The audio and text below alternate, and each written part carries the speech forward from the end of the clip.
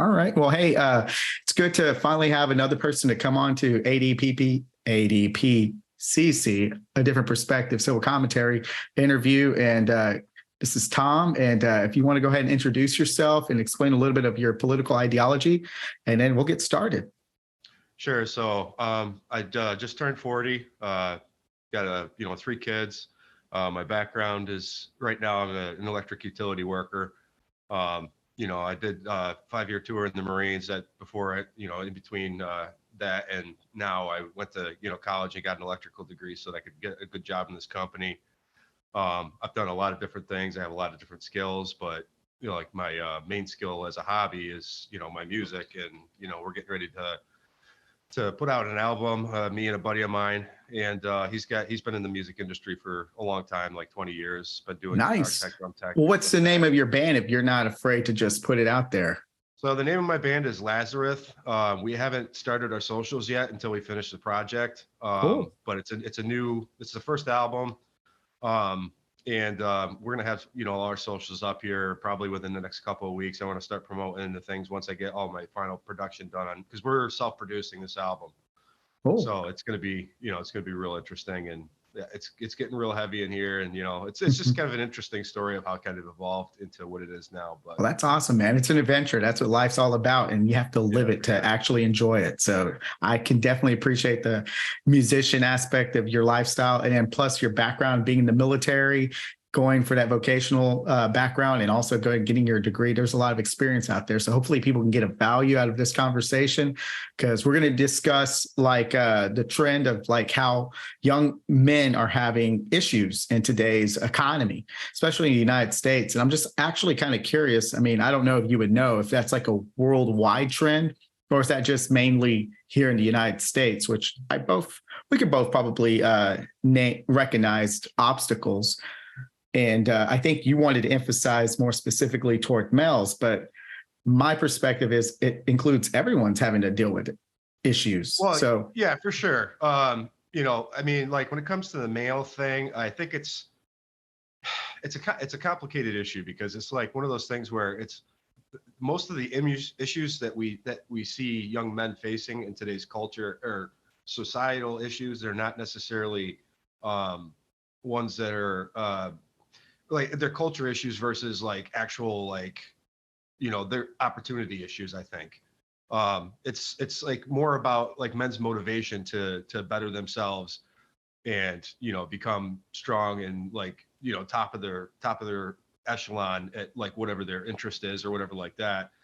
And I think there's just a lot of different challenges that society puts on young men from that perspective, because I mean, like it's very my take is that it's kind of like a situation where at this point young men are basically being well, obviously I think that my position from prior conversations is that young men are being emasculated in large part just based on the way that society values them at this point in time. I mean, it's a lot different now than it was, 30, 40, 50 years ago. Sure. I think I'll go ahead and add to what you're saying. I mean, there's a certain aspect where I do agree. There's more like of a feminine, I guess, flamboyant perspective being more mainstream, and it might influence young boys. And I think that's been like a topic of debate for people that are on the right. I mean, I feel like it goes a little bit too crazy where they like putting the word out, grooming and all that. And then men aren't able to meet their potential due to being, like you said, demasculated. And I mean, when I look at stuff like that as a parent, as a man, I start thinking, okay, what can I do if I were to have a son, to prepare them for those influencing factors. And that's something that, you have to prepare your kids for drugs, bad peer pressure. I mean, that's just part of the whole job, is bringing a kid up. So I don't know. It just feels like to me, when I hear those terms being used, that you're coddling somebody by giving names to something that could just be used as an excuse. Because I heard your resume, and that's pretty impressive. And I don't think that's stopping anybody from doing exactly what you can do if they had the correct support. And that's the biggest part of it, honestly. I mean, who the role models are. Right. Because I think in general, young males in this, I mean, it depends on where you are, but like in the West, at least, a lot of things are glamorized to young males now that don't necessarily work inside of their innate instinct. So, we're seeing people basically, oh, you need to be more effeminate, you need to be more sensitive. Maybe that's not always the case. You need to basically, and there's this big push, obviously, too, to have women in roles that men normally fulfill. Whether it's CEOs of companies or whatever like that. It's like, okay, well, you've got them to that point, but now it's like we're starting to get to the point where it's like we're over the top, we're over the peak of that push for empowering women. Mm-hmm. And now it's more about making it unequal again, like biased against males. It seems like it's a societal trend. And so it's like I have no problem with like the whole concept of like women's equality, women's able to get jobs and have careers and things like that. But I mean, there's certain aspects of that have become somewhat predatory towards men in the country. And so we're not encouraged to do things that used to make us have purpose and feel like we're respected and things of that nature. There's really, and if you look, I mean, obviously online you see the most extreme examples of this, but if you watch some of these videos with like Man on the Street, right? They're going and interviewing these women and like what do you think about, do you think men should act this way or this way or this way? And like basically if they're asking about all these masculine traits that men used to have generations ago, those women are now being told that those things are no longer desirable. I just remember a lot of the expectations for women have always seemed unrealistic in a westernized mentality because of the fairy book persona. They want you to be brave. They want you to be, the prince, charming. And that's a whole bunch of unrealistic expectations because the prince is a part of the elite class, Right. So comparing that to a fairy tale, you're like, dude, I'm just a regular average Joe, man. I'm not going to be able to bring you Camelot.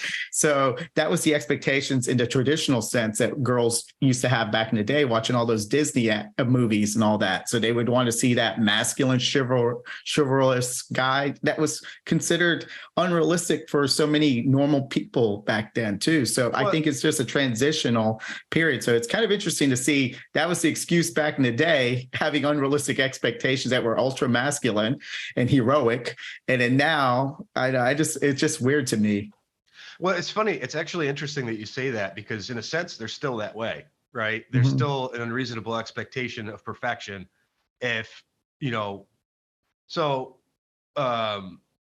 basically it's like it's funny. Like you watch a podcast, like, for instance, the Whatever podcast, right. Where they have all these different young women come on and give their perspective and things like that. Well, yeah, but they're usually interviewing women like from Miami or some demographic that have very materialistic mindset. I don't really think they're getting a good demographic of actual mentality of a normal woman. Well, I think there's a reason for that. I think that part of the reason for that is because they are not just trying to get the woman's perspective, they're maybe trying to shape it at the same time. And so people that maybe they think are a little bit too. Are you referring to like the red pill internet demographic? Like where you have like those Sneakos and that Fresh and Fit, where they have all those girls and they're interviewing them and asking what they want from their men? Yeah, a lot of that, basically that community, right? So it's like kind of like they want to basically re-embrace of more traditional values, traditional roles in society. And basically the goal, and some people might disagree with me on this, but like the goal seems like it's to kind of, because like the one point that they make a lot of the time, and it's actually very correct, if you look back through society, if like society today were to break down to nothing, then instantly men and women would revert to those traditional gender roles. That's just the way it would work out. I mean, I mean, we have to go hunt and all that. Yeah. I mean, I'm pretty masculine and I have that traditional background, but I just feel like now that women can work, it's changed the dynamic a little bit because Right. right now we live in an economy where the cost of living's increased. So just having one sole provider is not realistic. So when you put more into the pot, you're going to want more say because you're putting, more skin into the game. That's just human nature. If Yeah, you're a I man or a agree with woman, that. if you put more into the pot, you're going to be like, can I have an opinion, please? And I don't Yeah, think a lot of guys that have that traditional mindset are welcoming to that. They want to control that, because I've seen that with some of my older relatives. I'm just like, okay, well, you want to deal with all the finances. And I see that with some of my conservative friends. And it's just really interesting dynamic. And then my personal take is, I'm in charge of my money. My wife's in charge of her money. We trust each other. It's just like, it's not an issue to us. I think probably your situation, though, that being said, is probably a little bit unique. Mhm. Maybe not like super unique, but like not everybody's in a well balanced relationship like that. There's always a power dynamic that's, like, so one of the obvious side effects of women working, like having careers, not just like Mhm. a supplemental income, right, is that there's a power balance that is basically impossible to divide the roles of the man and the woman in the relationship, because now that woman doesn't technically need the man's income anymore. So, you know, she could decide to leave. It's a lot harder for her to leave the relationship for less what's the word I'm looking here for less I guess the tangible, less tangible reasons. Like it's like maybe the reasons are a little bit more, flaky, not Mhm. so, not so real.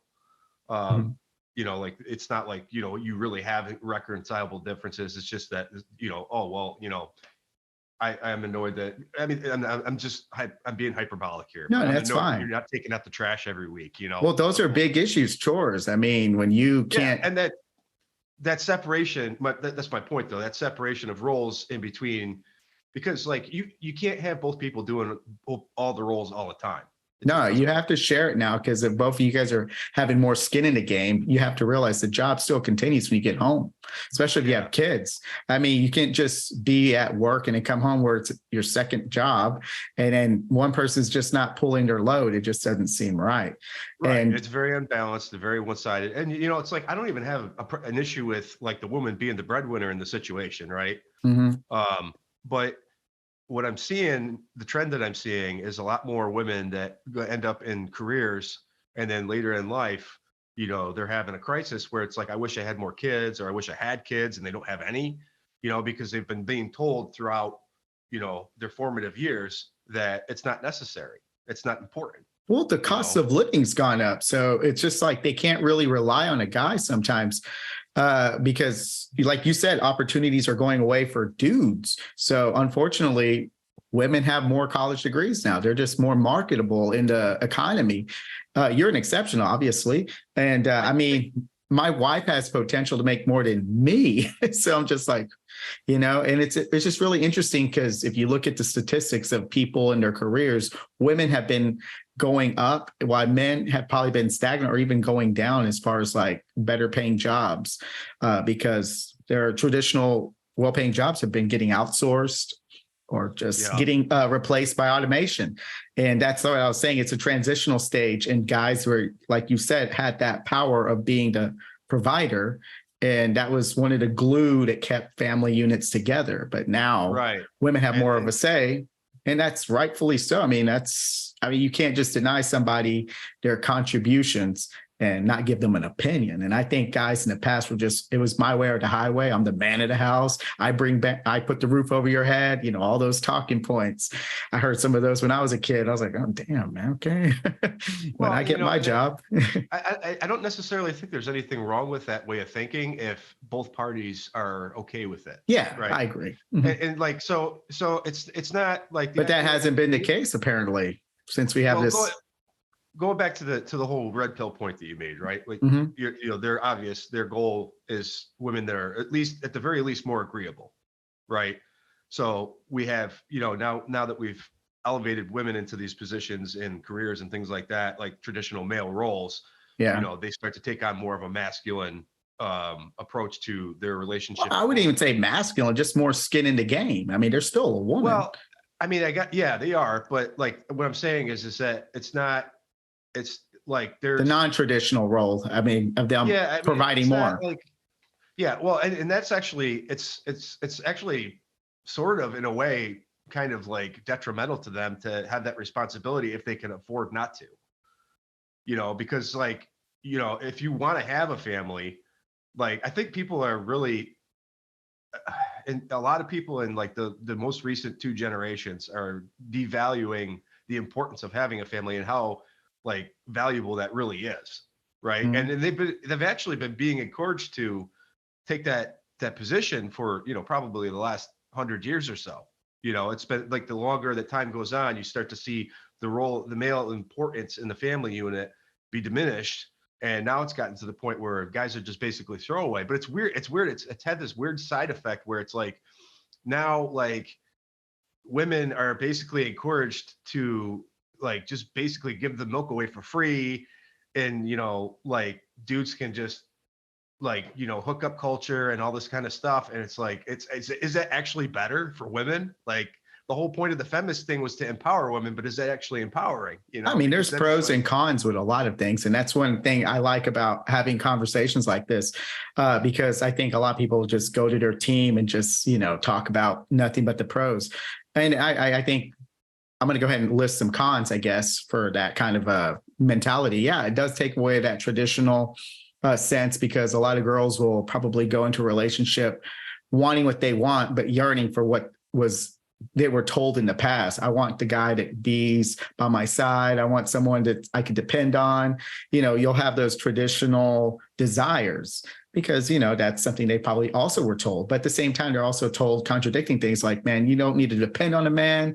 I mean, I have daughters, so I get it. I don't want them to rely on another dude, especially if they don't have much to offer. I mean, a lot of these things I see for like, on social media about how poor dudes and all that. I'm like, dude, I'm one of their obstacles. I'm going to be one of the rubric to get to, and they're old enough to date to, go out with my daughters. So it's just not about women. It's like the men that are raising them.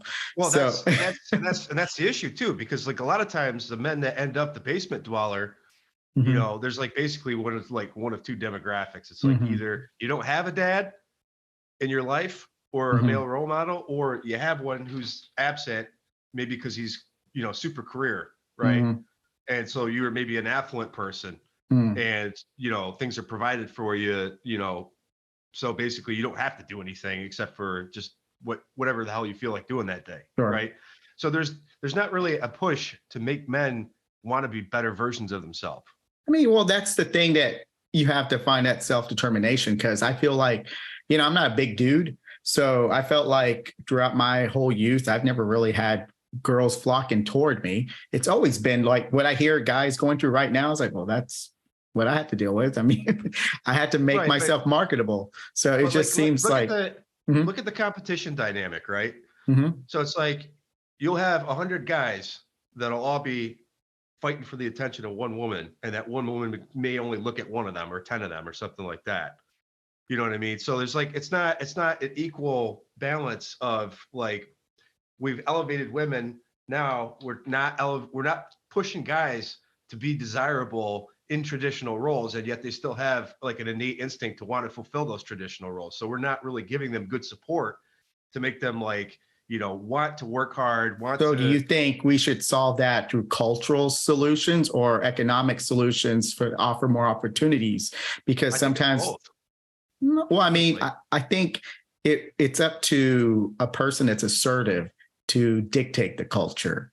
So if you want to go ahead and wing somebody to be a leader, giving them so much help with opportunities, I feel that should be enough. You're going to build character of who you become, and you'll mold the culture. Right, and Uh, that kind of goes to the point of the participation trophy era, mhm. right? We don't encourage competition anymore during a formative level at any significant standard. So those kids think that they can just coast and they're going to still win and be winners. And it's interesting how And you're using sports as a dynamic to compare like participation. I just think they just need to play and get their butts kicked. I mean, if they win an award or not, because I mean, that's one of the things I've noticed because I worked for the city for a little bit and I used to do the sports leagues for adults. And it's just amazing how many whiners I hear from grown men Oh, he fouled me. It didn't matter if it was basketball. It didn't matter if it was flag football. I had to stop fights. I couldn't believe grown ass men were crying like babies playing Right. sports. And that's, and that, and, you know, that's, I think my opinion on that, I don't have necessarily any data to support this, but I do see it in the way that people react Mhm. to situations. So my opinion on that is that has a lot to do with helicopter parenting. You know, like Perhaps. I putting mean, their these are kids in public. firefighters and like Well, public servants playing on teams.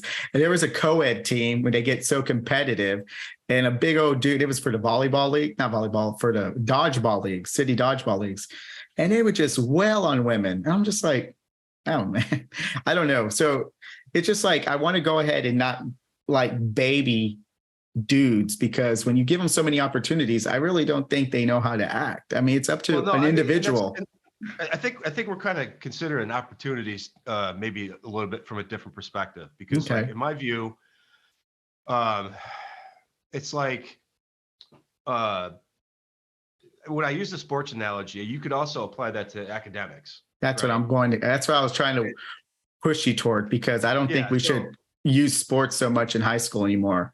It's just like well, I a mean, way I'm to, not talking about, using sports necessarily as a way to encourage men to be competitive, right? Because you can do that with academics too. I mean, when I was in school, I was the nerd, right? that's good. And that's why I feel that you're where you're at right now, because if people used what we currently use as a rubric to show how awesome you are in public schools. I mean, look at how many privileges they get. The teacher might pass them when they didn't put into work because they're in Right. varsity, or they're going to get more girls just because of the status they have. But once they graduate, they're has-beens and they're not marketable anymore. And those are the people we're looking at. And we're like, well, what do we do with these guys? Well, it was our fault that not the feminine culture, we probably gave them so much privilege. And I know that's just one demographic of the issue, but I feel like when I saw that with my own eyes with grown men, I'm like, man, their wives are probably like this, and that's what they have to deal with. Yeah. So I'm just like, I don't know, man, what's the problem? We could point fingers, but we can also blame that individual as well. No, And you have to, and that's I think that's a lot of it actually, is that there is no personal accountability, right? I mean, nobody's telling them, dude, you suck, you need to get better. Like, yeah, like or like stop being such a bitch. yeah. Like actually get up and go do it again, and like actually hone your craft, or strive to be the best at the skill that you're Yeah, pursuing. and I'm for sports, by the way. I mean, I got that perspective tossed my way by a European, because they were just so like, why do you guys treat high school kids like gods when they play football? I mean, that shouldn't be the priority. The main focus in school are academics, which we don't really do that here in this country. It's Friday night lights. I mean, if you make yourself more marketable in a vocation when you're in high school or academics, you're probably going to be more marketable, and you won't be whining about women beating you. Let me, if I send you something, can you put it up on the screen? Sure. Okay, let me just send you something. Go ahead and put it in the chat if it's like a link to something, and I can probably put it share. Hopefully the audio will work. It's just a screenshot. I'll send it to you on your Twitter. Sure. And then you can download it and put it up on there, copy and paste that. I'm not sure exactly how this works. I don't use Zoom that much. No problem. I think you could probably put a link of anything you need to on. Well, it's basically just a screenshot that demonstrates exactly the kind of position that we're in right now from an academic standpoint. Yeah, I mean, because I don't think our public schools really do a good job of marketing our youth, and it's our fault. It's not like the public school teachers. I mean, we overpopulate classrooms, so we put a lot of kids with a lot of needs, and they're going to counter the kids' needs that need to stay for academics versus like psychological needs that need to be helped. So Actually, it's just. Let me see if I can drop this in here now that we. That's why I'm a little bit left leaning to, help with those infrastructural needs in education, infrastructure. And I know there's a good conversation to happen. I'm waiting for your stuff. I'm just tossing that out there while we're waiting. I agree with that, that we could do a lot better of a job of public school. Why won't it let me copy this? Because I was like watching a lot of those charter schools come up, and then I've seen a lot of them go because they're profit motive. There's a profit motive for that. And if they're not making the money, the academic interest of your kids just going to get flushed down the toilet. exactly. And that's the thing, right? So it's like, it's completely, yeah, okay. It's not, let me pull this up to Well, if you want to download it. send me a link where you found it, I can just go ahead and look for it. Um, it's basically that it would probably, because they make these government sites so hard to navigate sometimes. I'm not sure I could easily find it. I did go at the time that I originally saw it. So this is, from a few months back, Mm-hmm. the time that I originally saw it. Actually, let me go into my bookmarks. I have it actually bookmarked as a tweet. Actually, I'll just post it. Sure. Just post it as a tweet. Yeah, and I can show it. But yeah, that's one of the things that I feel these talking points we see online, it's built for outrage. And if you're in that demographic where you're not getting any women, you're going to be like resonating with that. You're gonna be like, yeah, man, it's not fair. And older dudes like me, I'm 40, almost going to be 43. I'm like, dude, it wasn't that easy for me either. Right. I mean, it's like, I don't remember being showered with all the attention. I mean, we didn't even have we had to go out and do the work. We didn't really have online accessibility to get chicks on an app. We had to go out there and make ourselves look like a dummy and get told no 50 times. And eventually it's going to say yes. Well, and that's the issue too, right? Because like men aren't incentivized to actually continue to try. If they get rejected a few times, they give up. Well, not even that, or they don't have to try, like that entitled behavior for your school athletes.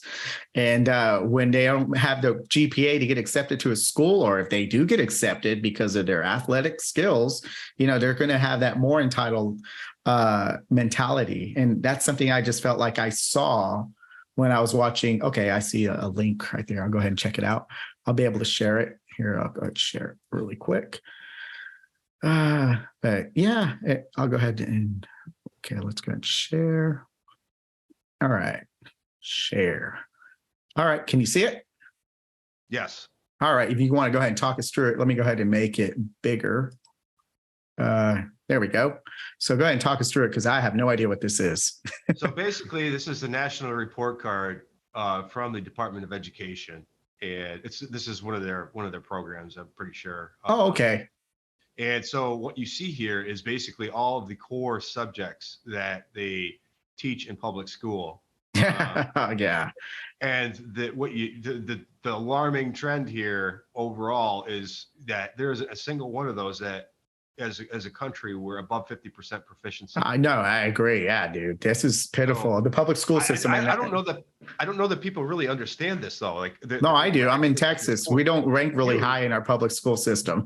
Right. You certainly do, but there's a lot of people in like even blue states that think that everything's fine with public education. It's like, well, this is countrywide. This is not a red or blue partisan issue. This is like, this is like an issue for all of our kids, especially, right on. Because, and the thing is like, we're funding this program, like, and it gets more and more expensive as time goes by.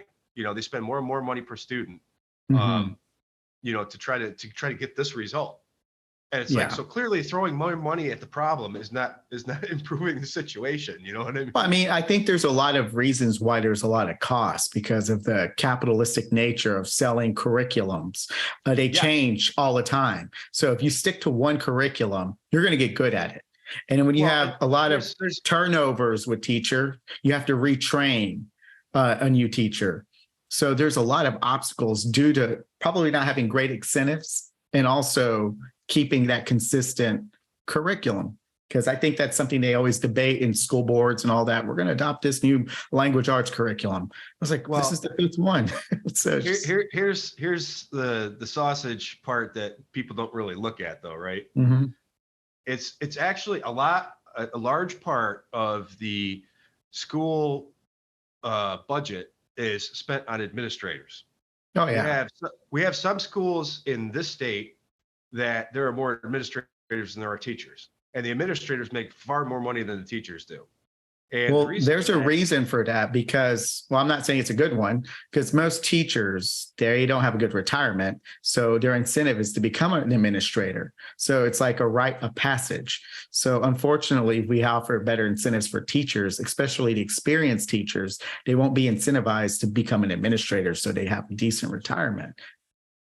Well, there's a component of it that's that, But the basic reason that so many administrators exist is ultimately political. But in alternative to that, the administrators are there to deal with the state testing requirements. Ah, that's true. Oh yeah, I forgot about that. So largely that's their entire purpose for existing.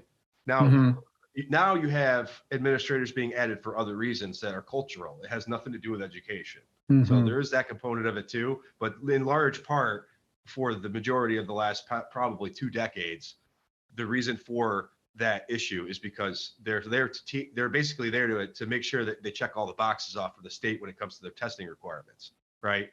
And then you have only a handful of them, like the principal or the vice principal or whoever, that are there strictly for, administration purposes for students, like, discipline or whatever like that.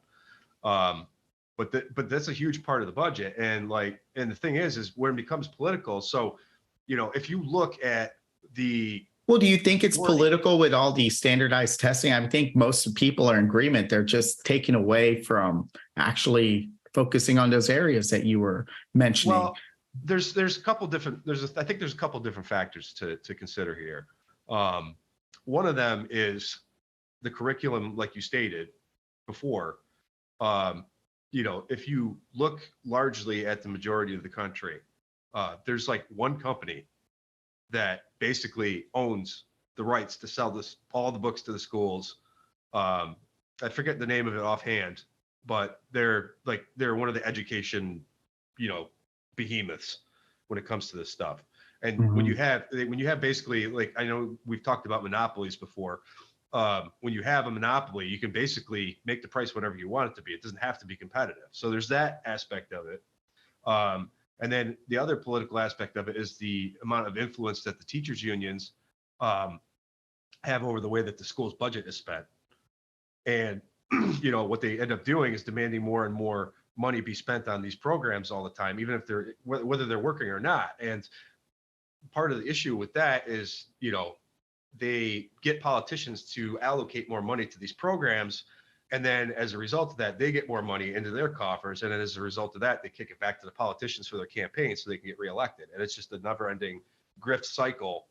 Well, I think it's a lose-lose situation until we help families, because having a school that's successful has a triad. You have to have that student with that mindset of being successful, the teacher motivated to come to work, and also the families being involved in the student's life. You can't really say, hey, this is going to work because we're going to spend this much money if the parents aren't involved in supporting their kid. Right. And also if the kid is just maybe there's some special needs, so we have to make sure that that's taken care of. I mean, there's so many factors that I think a lot of people just don't really consider when they're just looking at the price tag. So it goes more than just actual school, the community itself as well. Well, I would suggest then in that situation that a lot of the reason that the cost keeps going up is because we're not being efficient about it. Well, I mean, so if we spend less money, do you think that would make that score go up? It depends on how the money's spent. If the money's spent on things that are actually effective, then that's very. Well, what would be effective? That's the thing that they're having to play a guessing game too. I think, well, I mean, obviously, not doing things like lowering the standards to drive equity,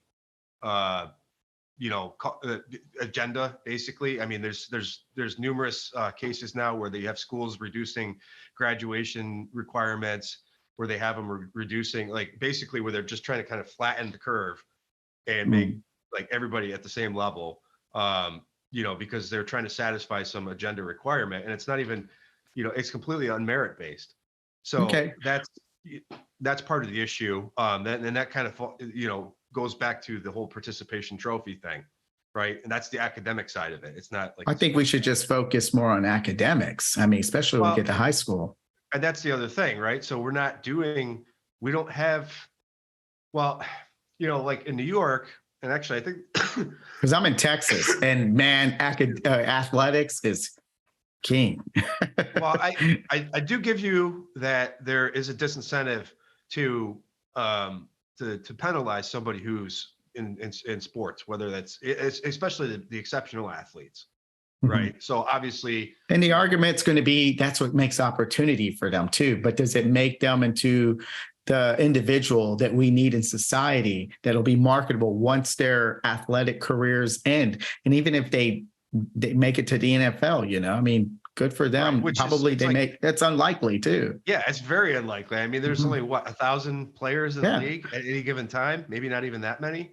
Yeah, or NBA or anything. That's like shooting for really unrealistic expectations that helps our society as a whole. If they don't make it, they're going to be injured from all the, trauma they have to deal with being an athlete in college too. So we have to make sure that we can prepare them and give them the weapons and the mindset to, have a plan A, and that's plan B, so that's just my personal take when it comes to schools, public schools. Because if you look at the European models, it depends on which country you look at. There's some places where they have 2 teachers in a classroom, certified teachers, to handle all the needs of the kids. So what I would suggest to you in that situation, right? And actually, this is something that Larry Sharp talked about when he was campaigning. Do away with state testing. If you look at other countries, they don't do standardized tests until they get to like, I forgot, or something like that. I agree. No standardized testing until high school was one of his campaigning points, right? And I think that's what they're trying to do is politicize this public school system so they can push to a privatization. So they have like a metric, say, see how public schools are performing? Send them to your choice charter school, or we'll give you vouchers. They want to fund it with the government money anyway, with voucher systems to go somewhere else. So I'm just like, right. But the difference is, I think in that situation, if a public school fails, it doesn't close. If a private school doesn't perform, it goes away. Exactly. Right? So but a lot of people are buying into this voucher base because, again, I'm from Texas, and you're pushing that hardcore over here to discredit. I understand that there's the counter argument. Only counter argument that seems to be legitimate from the oppositional standpoint is that the money can be used now to fund religious schools, and I may not agree with that because I want my kids to go to a secular school, or I think that all schools should be secular. Right. You shouldn't get any government money if you're in a church. I'm sorry, you don't pay taxes. Right, and that's the argument against. But I guess my position is like, well, is it a net benefit? Does it actually cause schools to get better? It depends. There's some schools that are pretty decent. And I've talked to some janitorial staff, and they're just like, man, those private schools aren't any better than what you're going through, man. It's some public areas. And I was like, wow. It's weird though, because like if you look at the affluent people though, none of their kids go to the public school. No, they won't. They go probably to some. There has to be a reason for that. Right. And they have smaller classrooms, probably. I don't know. They have smaller classrooms. They get more individual attention. And the parents are probably involved, and they go through tutoring during the summer. So they have that family dynamic. And then if they can't be involved, they get somebody to be involved. I mean, yeah, exactly. So that's exactly the issue, right? Community. So maybe in those situations you have, there's a father and the mother, and they're both working, and they're both like, officers in companies or managerial or something like that. Yeah. And I think they have a tutor come in, or they have like somebody who's, lives in the house. And they do sports, but they do it in clubs, because I think, I don't know if you're familiar with Destiny. He's a streamer, a political streamer. He was talking about, if you're in an affluent neighborhood, you don't have time to miss up. You're going to some choir, you're going to some other sports, fencing club. I mean, you're doing something all the time, and you're making yourself marketable. Model. Exactly. That's the Japanese model, right? So, I mean, from day one. They make kids clean up the school over there. Yes. I like that idea too. They take pride in their personal space, like the places that they do things. And then that's true, like across their society too. It's not just at school or at home. Like they're very, like if you throw something on the ground in Japan, somebody will yell at you for doing that. Like they take very, very good care of their surroundings and their environment. And it's not just beneficial from a perspective of it's just not a shithole. It's also beneficial from a perspective of you're actually having some self-respect. For sure.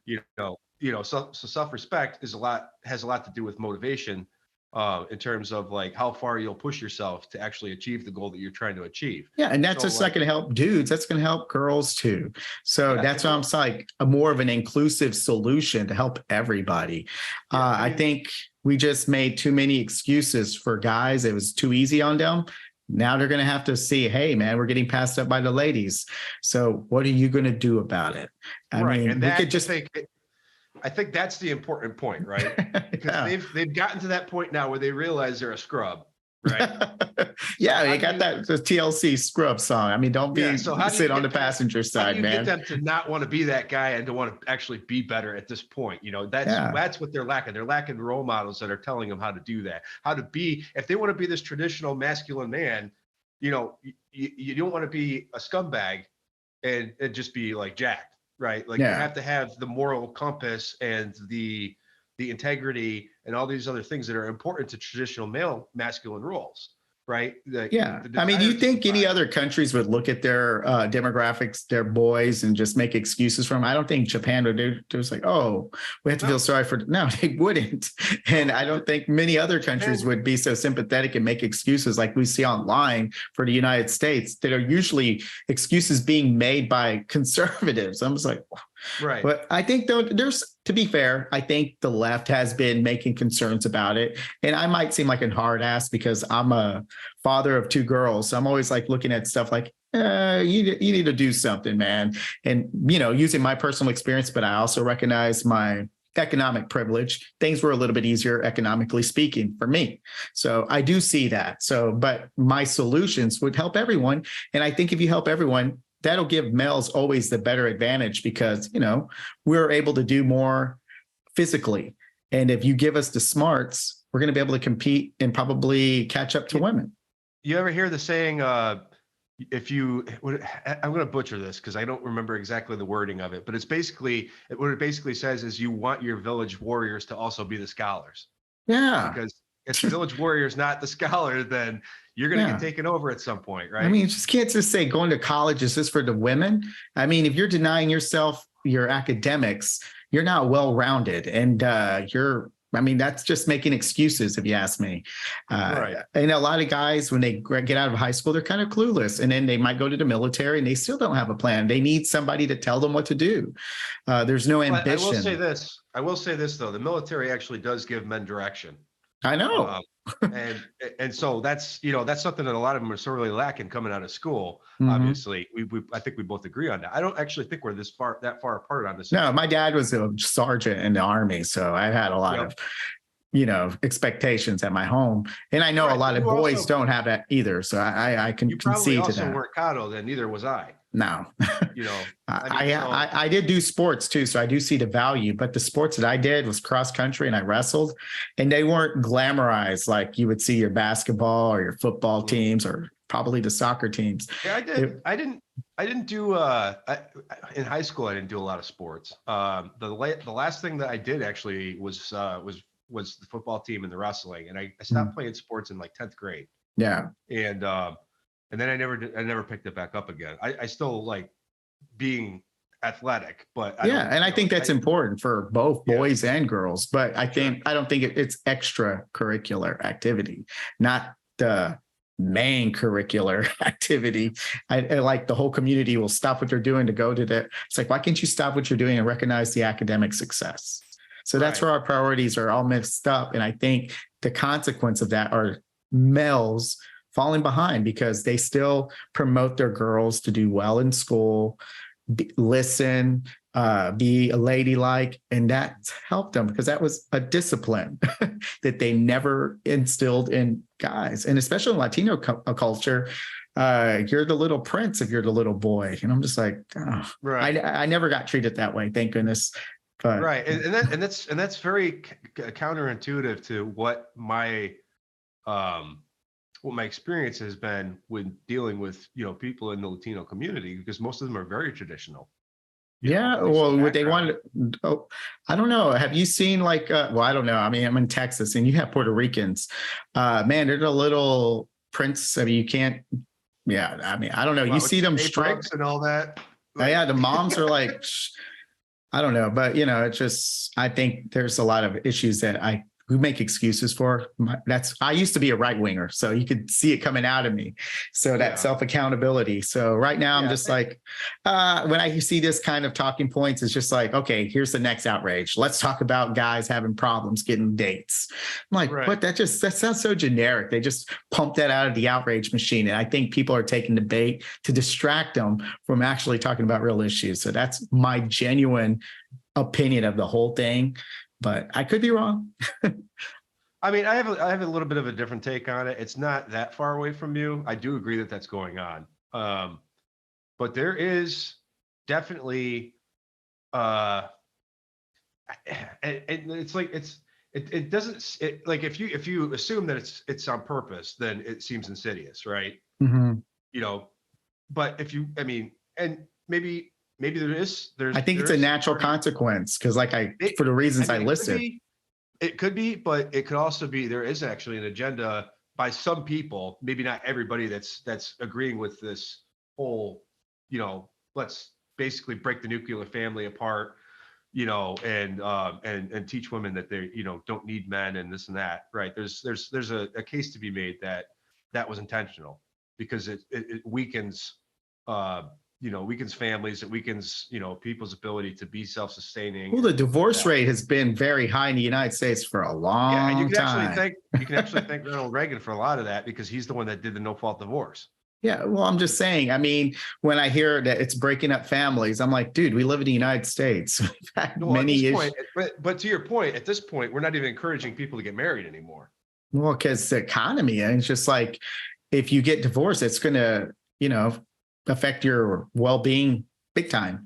So it's a fear element to it. It's like you're taking a risk of trusting your financial life to somebody that can take it. But that's the thing though, right? Because like there's far more risk to the man in a marriage than there is to women, because women, ultimately the courts almost always side with women as far as who gets the kids, who gets the house. Basically men are, and they're, I agree. Like in a lot of states, men are expected to pay in perpetuity, for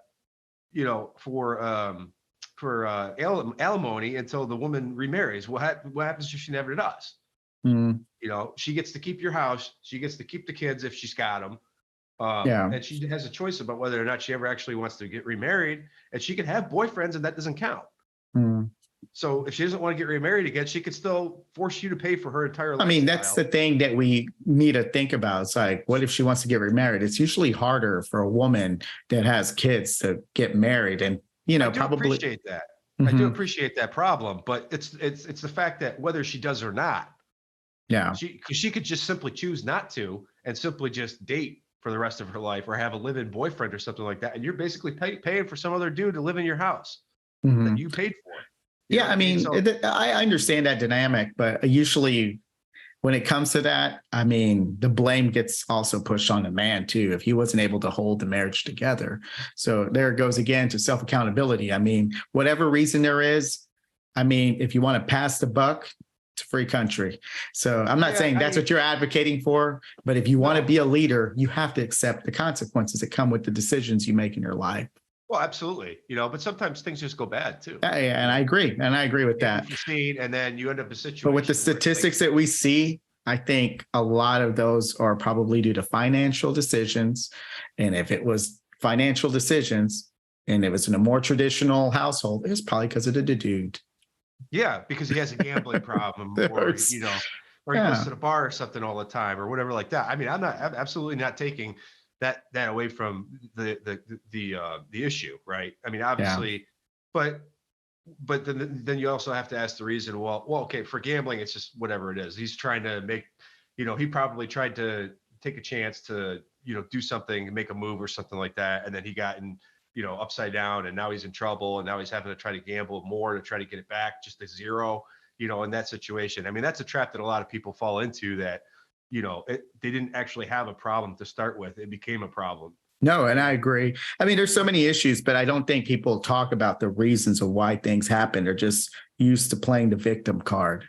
And that's the part that bothers me a little bit.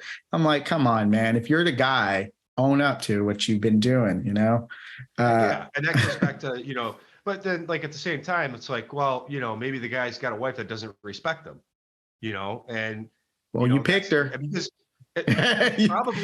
probably one of the most critical things that men seek as adults is respect of women, right? Yeah, I guess. You want to feel important. You want to feel like you're needed by somebody, right? We have a natural innate desire to provide for others. And that sometimes that even extends to people that are outside of our Yeah, I think women want that too. So, I mean, that's the thing. It's like, I don't know. What I looked for is someone that didn't give me a need to worry that they couldn't fend for themselves. I needed a partner that, if something bad happened to me, I could rely on them to, carry the slack until I was able to get back up on my feet. Right. Like if you're going into battle with each other and you have to go through war, I mean, respect ain't going to do me crap. It's like you could hold your own too beside me while we're going into battle. But to your point, the respect is what actually causes the woman to want to do that. I guess. To keep the ship floating until you're, able to read. Well, the only thing I would say to counter that, if you had a woman that respects you, but they rely on you too much to where they can't really do anything to stay afloat financially because they weren't marketable themselves. That's just going to add strain to the marriage where it might make me into a bad person. I'll be in a moody mood since I'm doing everything. And then, just like, well, she's respectful to me. I don't know. It's just different because it wasn't like it was in the past where one income could just, run the ship. Yeah. So you expect more from women too now, unfortunately. To your point, though, it doesn't have to be like that. I mean, like I am fortunate enough to be in a situation where I can afford to pay for all the bills, and she stays home with my kids. That's nice. I have three sons. And that's living in New York State. Yeah. I could probably do the one income thing, but man, if I had 4 kids, no way, man. You said 3, right? Yeah, 3. Oh God, I have 2. But all my kids are 5 within the last 5 years. So my oldest son is 5, and my youngest one is 17 months. Oh man, I applaud you, man. You're a hero to another level right there. That's amazing. But it is still possible to do it on one income. Even in a very expensive place to live. And, granted, wages here often reflect the cost of living as they do in places like New York City, like Los Angeles. Having the military status also helps with your financing, getting better interest rates and getting more financial perks too. And a lot of people don't see that as an opportunity. I do bank with a credit union, and that was due to the service, but I had a bank. And then the insurance is provided to your whole family. So that's an expense that you don't have to worry about, which is you deserve. I want more people to have those kind of resources so they could be a better provider like yourself. So what I think the biggest benefit I got from the military besides, because I was, as a younger man, I was very, very like fly by the seat of my pants. Mm-hmm. I did not have any major failures up to that point, except for one. Mm-hmm. There was one time. And then when that happened, I was like, okay, time for me to rethink the situation. Right. And I was one of the oldest guys in my platoon when I went to boot camp. I was 24 years old when I enlisted. And prior to that point, everything had always worked out. Like I got good grades. I won at the endeavors that I put myself into and things like that. I was doing well. And then I got to be 24 and I had an opportunity to go take a risk and do something and move to a very expensive area and do a career that I was interested in. When I got there, there was terms that we had agreed upon, first of all. Secondly, it took me like over a month to find a place to live. Mm-hmm. So I was either sleeping on my buddy's couch that was like an hour away from the shop in city traffic, or, I was sleeping at the shitty motel that was around the corner, or, slept in my car a couple times. It took me a long time to find an affordable apartment on the money that I was making there. I imagine. And this was before I really had any major career accolades, right? Like, and prior to that, I'd done certain things, like I'd driven a box truck for a while, I had worked at a law firm for a little while. I don't think that's a bad thing. I'm going to go ahead and put this out there. We're Americans. I think we deserve a little bit of privilege. I know that sounds like a bad thing, but if we live in a country that's so rich, we should offer opportunities for men trying to find themselves like you were just doing. It builds character, you know, you had uncertainty and then you had that explorer instinct, which I think most people should be entitled to. I had that. I had to make mistakes. That's who makes us who we are. That's how we learn.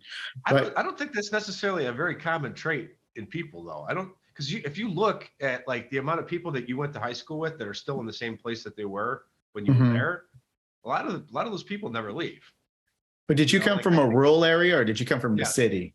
I was very rural. Same thing. I'm still in a really rural area. Yeah, that's a characteristic of a rural community, not necessarily in the city. They probably move out and go somewhere and they're more adventurous. But if you're in a small 2A community, that's not too uncommon.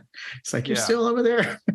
I see that a lot. And you know, I mean, it's interesting because maybe more people from the cities are adventurous and there's more people in the cities. They get more opportunities. But at the same time, you know, geographically, the rural community is way, way bigger than the city community is, you know, like, I mean, so I don't know how much that really affects the outlooks of people that, you know, it doesn't make a man a man. It keeps them dependent on the teat of their little, unless they're a farmer, places, you know, and they're producing. I guess so, but that's what's really interesting.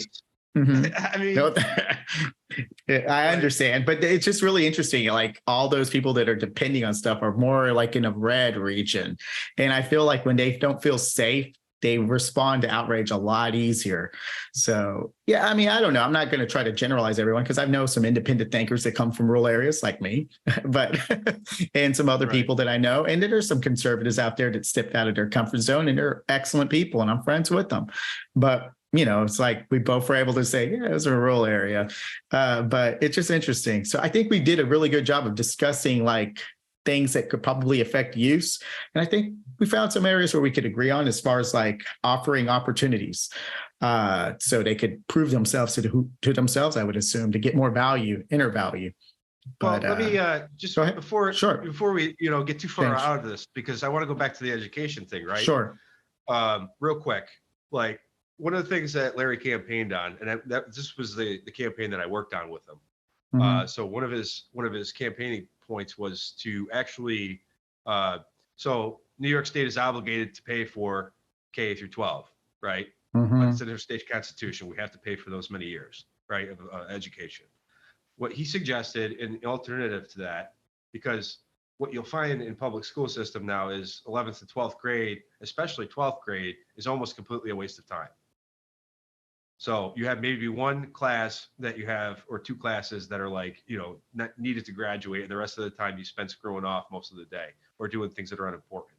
So his alternative viewpoint was, instead of making these kids go the extra 2 years, why don't we instead have like a educational GI Bill, right? Where we take the money from those 2 years, cut it in half, you know, and then apply it toward either a trade school, starting a business, you know, prep school for college. If you think you want to go to college, because all these kids are taking like 6 years to graduate now because they're not ready for it when they get there. But if you think you're ready for college, go to a prep school that will make you do even better once you get there, right? I agree. That's a good idea. Or maybe just go straight to college, right? You have that option too. But what his argument is, okay, well, we don't have enough tradesmen. The average tradesman is like over 50 years old. We need to get more of those people into the trades, more young people into the trades. What we do is we take the ability of that money and you put it out there that the government is going to pay for $20,000 for a trade school. $1 billion of these things are going to pop up all over the place. Yeah. And they're going to start training. Yeah, you're into infrastructure. And then, you know, one of the candidates that was all for getting rid of standardized tests here in Texas was Beto O'Rourke. But, you know, people like to vote against their interests. But aside from that, as far as like all those trade jobs that you're talking about, how's immigration play into taking all those infrastructure jobs in your area? Because we have a lot of development happening here in Texas. A lot of people are moving. And I don't know if all those jobs are being given to Americans. And I don't blame people that are coming from another part of the world to work because, for one, they're probably being exploited because they're cheaper. And I'm just kind of curious. You said the opportunities for trade. is it going away, or are some other people No, taking it? well, I mean, honestly, this is kind of a complicated answer, right? Because I'm seeing different things, right? Mm-hmm. All the contractors that I know around here in a bunch of different trades are slammed Contractors. 2 years out. Yeah, Two but years. These who's companies are working for these contractors? I'm just curious. guys like me, Okay. mostly. I mean, we do like when it comes to like general contracting, like framing, mason Mm-hmm. work, things like that. I saw a lot of immigrants in those trades, Mm-hmm. especially like, and it seems to kind of like vary demographically by trade. It's weird. Like I know, you have a I lot of would like believe it. you have a lot of like Slavic people, like or Ukrainians or Russians and like that. They're doing the Interesting. mason Yeah, I work. kind of figured it would be a different demographic where you're from. That's interesting to Yeah. hear that. Yeah, well, because we actually have a lot of different immigrant communities in this Mm-hmm. area. Like, we've got Albanians, we've got Russians, we got Bosnians, we got, like all these, and they all group together in Mm-hmm. communities, right? Like, what, I forget which one of them it was. It was, I think it was the Russians actually, and Belarusians. They took a shitty ass city that is like 45 minutes from me, and they went in, they bought all this property up, and they fixed all these buildings up. So now the city's coming back, Mm-hmm. and but those kinds of people, they end up in these trade situations. But it's always, I mean, typically it's non-union ones, but sometimes you do see them get into the union trades too. I was a non-union guy when I was sprinkler fitting before I went to work for this utility. So I was a pipe fitter for a little while I was finishing up school and trying to get in over here. And but a lot of the jobs in my company, at least on the field side, which is where you're actually out working on the equipment, are require at least a 2-year degree. So you don't see a lot of immigrants and people like that, especially like transient immigrants. Well, you guys have more regulations due to unions, and Yes. so we don't have that here.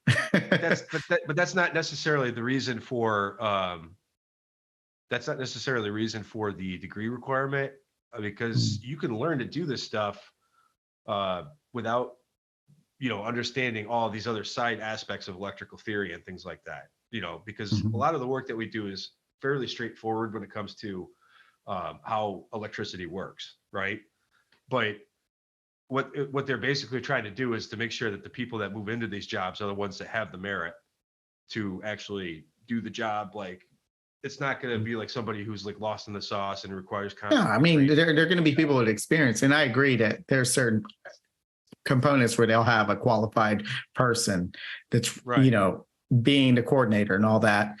But man, I just really it makes me wonder. I'm like, well, we talk about people not having jobs, and then I'm always about infrastructure, but I see a lot of people that are not even speaking English, which I have nothing against that, because I just feel like they're getting exploited with H-1B visas, and when they expire, they're going to be here illegally, but they're always paying taxes, and because their visa expired, they're still getting that paycheck that gets taxed, and plus they pay state taxes when they make any purchases. So when you hear some right winger talking about they don't pay no taxes, I'm like, well, it depends, because if they're on the books, then yeah. And then if they buy anything, there's always sales tax there too. There's sales taxes. Yeah, I mean, that's definitely going in the coffers. But like, we're obviously, that talking point is about income tax, right? Mm-hmm. Because there's a lot of people that come here, they work under the table, then they send the money home. But there's people that have their visas expired and they're still getting income tax from their paychecks because of the regular above board. Yeah. If they're working for somebody on the books, then that's obviously that situation is going to be. And I think there's a lot of that's happening. And I don't think a lot of people realize how people are being exploited, not just immigrants, but Americans from having decent jobs. And I was curious, that's why I was asking that question about like immigrants in your area, because I was wondering how much of that could be for Americans that could use good paying jobs. But then you hear the argument, nobody wants to work. Well, I go, who do you think is going to be willing to work? The immigrants. So you can't just have your cake and eat it too, complain about how lazy people are. And when people come over to work, they're coming here for nothing, which they're not. So it's just the logic of the right wing right now. Just. Well, there's some validity to the stuff they're saying, but it's not for the reasons that they're saying it. Mm-hmm. In typical fashion. Yeah. But my argument to that would be, if you were to take, do the trade school thing, right? Mm-hmm. Then you would get kids into these trades, and one of the things that Larry very compellingly says is the price for failure at at 16 is a lot cheaper than it is at 26 or 36. Mm. Meaning if you choose the wrong path at 16 and you bomb out, now you're 18, 19 years old, you still have a lot of time left to basically kind of restart your path into a different direction, right? Yeah, isn't that like a European model of like getting a vocation, like what your capabilities are, your expectations of what you're going to be like in high school, like in a European? I think like in Germany, they do that. I think, I don't know how many other countries over there do that. And I think they do similar stuff in Russia. Yeah, I think that would be cool to experiment with and get rid of standardized tests and just actually teach Well, those. you could do aptitude tests, right? You could find out what their aptitudes are and recommend a career path to them based on that. And that'll put value on their education because it's more personalized. And the family will be more involved. Like, well, let's see what you're going to be willing to do. And if you want to do something else, you better perform better. These are what this, they have a more clear revenue. And then all of that's thinking about being a more marketable individual instead of just being able to run past the 50-yard line. And it's like, that's not something you could bank on all the time. But so I'm all about sports. I used to wrestle. I was a state champion, not once, but twice. There's value in that. But it's just not something that I can, for what I do as a career, it's not going to help my resume. It helps my character. So I do value that part, but it's like your military status. It made you more disciplined. It made you more goal oriented. So I think that's the biggest value. I've always been ambitious. Mm-hmm. I've always sought to better myself and, had the will to do that. Like I'm an artist. I'm a musician, obviously. I have this very, very hard drive to actually be like at the top of my game in whatever I'm doing. Right. Yeah, man. That's innate. That's always been there. What I needed was a focus of direction. Exactly. We're men. I'm going to take, we're very object oriented. Like, you have like, here's my Rubik's cube, right? Yeah. Like I'm going to focus on this and everything else that's going on around me. That's what the woman deals with. Football. Yeah. Exactly. It's like, right come on, academics, make yourself marketable. It's like So, I mean, like, and maybe you could call that a flaw, but like sometimes that single-mindedness is what causes us to achieve breakthroughs, right? Yeah. You get these scientists that are like super, super like locked in. Like maybe even like on the spectrum locked in, No, and I agree with that. That's a male attribute. That's why we should be afforded to make so many mistakes.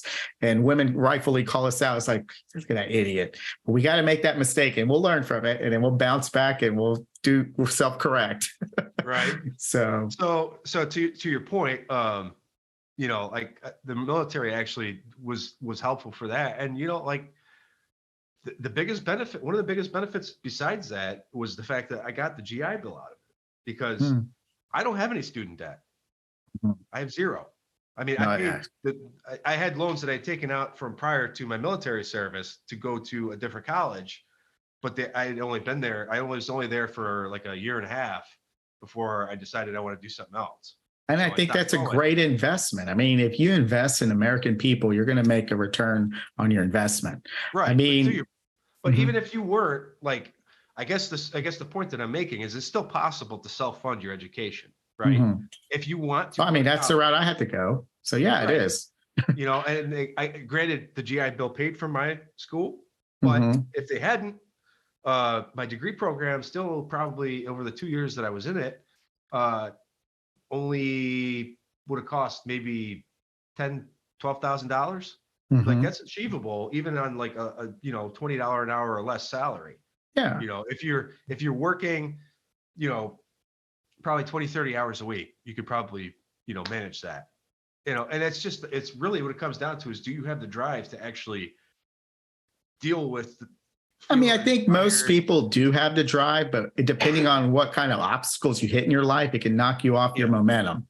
And that's where there's a lot of variables that a lot of people are not going to be patient enough to explore. I mean, I did a lot of things that I regret that I shouldn't have done, and it prevented progress, but it was part of the learning process. And I'm just a different person. What if another person reacted differently? What if they made a better choice? Maybe, maybe not. So I want to say, I think that part of the issue for us in like addressing these problems is that we have an inherent bias because we're outliers, that it should be just as easy for everybody else to do what we did. Or, I mean, not that what we did was easy, but just No. that it's I mean, we were at the right place, right time, and it worked out for us because, like I said, what if somebody did the same thing I did? They might not have the same outcome. Right. What if somebody did the same thing exactly and maybe just a little bit better? They might not be guaranteed the same outcome. So I guess I'm just trying to account for my own success bias. Mm-hmm. I mean, it's very easy for somebody in my position to turn around to somebody who's been struggling for years to try to. I'm just pretty objective. Because I could recognize someone could do what we did mirror and they'll still be in a bad situation. Right. So that's why I like to have like safety nets. So that medical costs, what if they got an accident that prevented them from working harder? We need to help somebody with that mentality to go forward. What if somebody didn't have supporting parents to teach them those vocational ambitions at schools? We need to make sure we offer those opportunities in schools. Because I felt like my dad fell into that kind of an example. He took the military and it was sports that helped him, get out of that urban mentality because he was raised in California and put him on a straight path. So it's different and it's hard, but that's why I like to have that social safety net, which moved me more to the left. To your point, well, there's two components to this. Number one, sports and the military are kind of like sort of have like a similar impact on people in that you're on a team. The team has a leader. The goal is clear, and and it's a competition, right? Perhaps, military, it's like there's structure, there's a clear goal, there's a incentive to exceed or excel, Mm-hmm. and obviously that's rank, and with rank comes money and things like that, and better retirement prospects and things like that. So in that sense, the sports and the military both kind of overlap in terms of what their actual effect on somebody's ambition is and like direction. Maybe, but sports obviously has a lot less impactful outcome. It's just a character builder. And then, it's something you could try. Exactly. That's exactly my point. It's character building. And that's not something you could bank off of all the time, Right. You need to have some marketable skill. It's almost impossible for people to make a career in sports. Right. For sure. Once they get past the point that it's no longer state funded, it's like, okay, now what, how do I make money with this? Well, if you're not like in the creme de la creme of all athletes in your particular sport. Yeah. Back when I was wrestling in high school, there was no really UFC. It's like I would never be able to go to the WWE, but there was no future for it, but it just built my character and it helped my work ethics and running. That's important. Yeah. Running, cross country. And it's like, there's not really any, I haven't had to win a marathon and I wasn't that good. Right. So, yeah. But yeah. So, like the important thing, I guess the important point to take away from it is like going all the way back to the beginning of the education point, right? Mm-hmm. If we give options that are not the standard, like things that are actually going to be beneficial in terms of making yourself more marketable, like you're saying, right? Mm-hmm. Here's a skill. Maybe you start your business, now if you've got an idea, you're an entrepreneur, now you get $20,000 to start the business, which almost nobody starts with. You know what I mean? If they have an idea, sometimes they start a business with $100 and it's just like, they just work. But that's what we need to push culturally wise. Yeah. We can't just say it's up to the schools because they're going to still spend more money to promote what you're recommending and no success unless that becomes part of the culture. Because, that to your point, the goal of that program was actually to reduce the school budget because instead we spend roughly $22,000 a year per kid here in the state, right? So the last 2 years you would have spent $44,000. Instead, you offer $20,000 for a trade program. That's 2 years. Yeah, but the thing is, that's not going to really solve like overcrowding and all that. I think we should redistribute what we're spending and just be more strategic about it. It doesn't solve the overcrowding problem, but if you have kids that want to do that, but there's behavior issues that prevent people from doing their job. Well, so that was another thing that was mentioned, right? Because the other point to be made about the last 2 years of high school is the kids don't want to be at school, right? That's always been an issue. It's like in elementary school, I think they like being at school. The teachers are cool. They want the approval. But when they get to middle school, there's like, you're a dork, you're a nerd. They're just like the ladies. I'm like, you can't drive. How are you going to take someone on a date? You're in middle school, dude. It's like, why don't you focus on like getting some actual paper so you can be that who you want to be? To your point, though, interested students are engaged students, right? So maybe some of the issue here is that it's not just about overcrowding. It's also about the fact that the kids are not engaged, even if they are overcrowded, right? So if you've got secondary programs where they actually want to be there because that's their chosen path and they're incentivized to want to actually attend and pay attention because they want to get good at whatever they're doing, then that teacher is going to have a lot easier time getting through to them and getting the lesson through. But that's like the Thanos snatch approach. It's not like that right now. So we have to have that investment to make that transition. So by defunding what we have already, I don't think that would be smart. But over time, once we saw that success, we could be more fiscally conservative due to. So your point is just don't pull the net out from under it until you know for a fact it works. Yeah, exactly. There's other examples of that in in libertarian philosophy, where and this is obviously a very large topic. We can cover this another time. No, that's fine. But like the other example, when it all pertains to what we're talking about, helping young men. I mean, you have to look at what they are when they're young, and this is an obstacle. I think that we're finding a solution or discussing the solution. Right. So this is a little bit of a kind of a side point, but when you're talking about long-term care, right? The states spend a ridiculous amount of money on that through Medicaid, right? So one of the things that's an issue with that is you could actually do that on a volunteer basis with nonprofits and have the community be incentivized to actually, be taking care of the old people, more or less. Like you actually have facilities that the community funds that would, be long-term care facilities, and they wouldn't have necessarily. They would have standards that were based on whether or not the people that were living there were happy and healthy, right? If they're not doing a good job, nobody's going to continue to support them, financially. Yeah. So if you've got parents that are in that facility and you go there and you realize they're not doing a good job, then, it's really easy for you to just move to another one. As opposed to, when you're in a state-run facility, maybe there's not a lot of other options, right? And when the problem always with a government-run facility is almost all of the time, there's ultimately no accountability if they do screw up. Because what are you going to do? You're going to sue the state, and the state has unlimited funds to fight you, right? So, well, I mean, there's arguments to be made with the government's efficiency and their spending. I agree that there's a lot of bad spending habits from the government, but they've also, if we trust the private industry, like with mailing, I mean, would they be incentivized to offer how much does it cost to mail a letter? Like 40 something cents now? I mean, that's not going to make. I think it's like 43 cents. There's not like any private companies that's going to be incentivized to charge that much money for you to mail out your mail.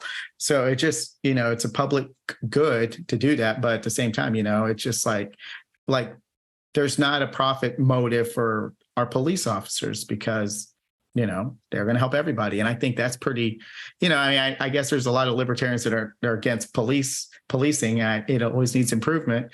But I mean, there's like Social Security, I always hear, it's about to run out. And they don't really tell you the whole context of what's running out. It's the general funds that was set aside that's going to run out, but then it's going to get back on track around 2033. So there might be some cutting a little bit, but it gets back on track. But the problem with Social Security, and this is a nuance that a lot of people don't really think about, right, is that the people that are receiving it now, that money is coming from the people that are working now.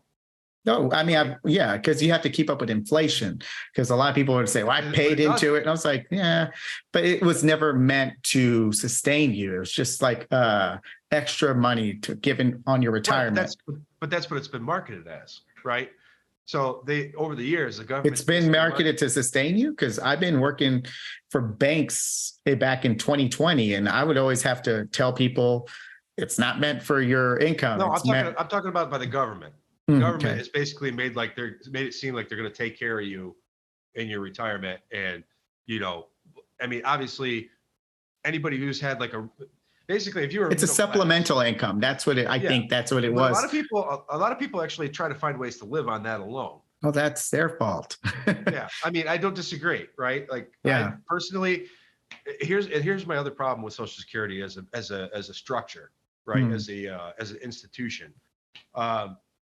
Like, if you look at the amount of money that you would have had that money been instead invested into some kind of market, or well, how are 401ks doing? Well, 401ks right now are doing shitty, but over the long term. What if you're going to retire right now? So that's the thing. You can't really rely on the private market either. I mean, that's why but if you were going to retire right now, all your money, if it was in a 401k, would be invested in bonds and low risk stuff. It's not going to be primarily invested in stocks. They have, you probably know this, when you set your 401k up, if it's like through your employer, they have the retirement plan, and then whenever you start getting closer to retirement age, they start moving around what you invest in into less and less risky stuff until you're at the point that you can collect it. And so the argument could be made for that too, because when you're young, you still have time to have that market bounce back, and then now you're back in the good. And now you have time for growth. And then as you start to age out, now, okay, we're going to put more money in these types of bonds, or, these types of mutual funds or whatever like that have a guaranteed return over a time period, right? It's not just you could do boom or bust in the market, but if you're in these other types of investments, then, it's a guarantee. It's just an interest rate that you're just paid. Yeah. Basically. And I don't mean to sound dismissive to people that are having to rely on their Social Security. But the thing is, it's I've always remembered it being a supplemental income, not your main source of income from decades ago. So, I mean, when people want to say that, they're just not informed of what its original intent was, because people were working in, I think it was during FDR, people were working, but they needed more help. So that's what the New Deal helped people get their income supplemented, because they needed help, especially the elderly. Well, I think honestly, the biggest, and like I said, this is a huge topic. Take a long time to cover, but right, the New Deal thing. I think the problem with it is that it's been expanded upon, so many different ways since its inception. It doesn't any longer do the intended purpose, right? Which is always meant to be a leg up, a hand up, not a lifestyle. No. And I think when the economy was good, the interest rates were higher too. People were not putting themselves in debt. They're paying cash, because that's one other thing people don't realize, because now the interest rates are going up, but we're getting off topic right now. So yeah. But no, yeah, because you were talking about the past and how things were changing and how that affects the economy. But I think this is a good way to just start talking about Ukraine really quick. And sure. I think, I'll just go ahead and open the floor for based on what I think. And I'm not a hardliner, and it's cool that you have military experience to just give your take on it. One of the things that kind of pushed me toward supporting, I don't even know how I feel about it right now because of the tensions that are going on. So I'm open-minded. But originally, when I first had my thought of okay, maybe it is a good idea to, embrace protecting Ukraine's interests. And I asked the libertarian this question because I saw a YouTube video, not from an American news source, but from a person from India. And they were talking about their strategy to put chokeholds to control China. And India's a pretty big place. So it's just and they're becoming a world power, and they have nukes too. And then Canada did something to join in with the Ukraine effort too. So when everyone's saying, well, you want to go against India? Well, it's not just us. It's the alliances that we've been able to build back with Biden now in the presidency. And India has set up the necklace of diamonds because China originally had their strategy that was called the string of pearls to have choke points around India. So China, I felt, has always had issues with China itself. And then now they have India to worry about. And now they have European countries to worry about. The only buddy they've had is Russia and Saudi Arabia. And Saudi Arabia, they just do business with everybody. So India is part of BRICS now too. What's that? India is part of BRICS now too. Yeah. So India, China, Russia, Iran, Saudi Arabia are all allied in the BRICS system. And Mexico's talking about joining also. Okay, BRICS. So can you go ahead and tell me what that is? Because apparently this person from India was like trying to talk. Well, everyone's going to be aligned with their own interests first, primarily. Right. And I imagine there's a lot of like issues where they might align on, but overall, the aggression of China doing things that are going to help China and hurt everybody else, which they're notorious for doing with like, I don't know, but go ahead and define what you were just saying. I don't know what that is. So BRICS, maybe you know this already, but BRICS is the alternative to the SWIFT payment system, which everybody currently uses as dollars, the reserve currency. Yeah. And if enough of these countries, and the other thing too, the other geopolitical point that a lot of people are kind of overlooking is it's all the oil producing countries. Yeah. Right, are the ones that are talking about they're either in it already or they're getting ready to enter it. Right. Mm-hmm. Obviously, Mexico they're not like a top producer of oil, but if Mexico joins, then probably some of them other South American countries like Venezuela will join too. They produce a lot of oil. But ultimately, what they're basically doing is they're undermining the dollar by having all these countries dump the dollar as a reserve currency. So the yuan would now be the reserve currency of the world. Okay. And I think countries like Russia and Saudi Arabia, they probably think that they can keep this under control if China's the one that's doing the running of things, like on the payment system structure. Like, I don't know if that's true, but basically that's part of the incentive to destabilize the United States. And destabilizing the United States makes that a lot easier to, undermine the dollar. And I mean, obviously you see with our inflation problems now, here's the other issue. If the dollar, loses its status as world reserve currency, now we just have a ton of money supply out there, and it's completely dilutive to the rest of our money and our buying power. So I just see a picture of Modi like within that BRICS system alliance right now. Because to be honest, I was a little bit ignorant on that. So it's the guy from Brazil. So now you got the two largest population countries in the world aligned together in a payment structure. I mean, they both have nukes, and so does Russia, and they're going to probably. But this is from Japan in 2019. So is this something that there's a big alliance on? Because the video I saw was like a little bit more current, where there was tension between India and China. Yeah, they're going to have like. There always has been. India and China have always been rivals. But the fact is they're both not going to just stop pumping oil and natural gas and coal. They're just not going to do it. And that's kind of the issue here. So I just don't know where Modi is, because I remember seeing him traveling everywhere to European countries. I don't know where he is physically, but I know his position is very nationalist. Yeah. And so he's going to do what he thinks is going to make his country's economy do well, which low energy prices historically has always had a positive effect on the economy. Obviously, if people that live in cold climates can heat their houses for cheap, that takes a lot of stress off the cost of living. Like other things that you have to do to kind of like offset that, that cost if you're trying to do it with alternatives. So, but ultimately this entire situation is, well, for Russia, it's not just about resources. It's also, well, it is and it's not, but they have like a. Well, Ukraine is known as the breadbasket of Europe, so they have like a lot of resources for electronic devices, uranium, and they have a lot of soil that's fertile. Well, you're correct on the uranium thing, and we actually had a big stake of that, and we sold a bunch of it off. Probably I think it was 10 years ago or something, like 2014 time frame.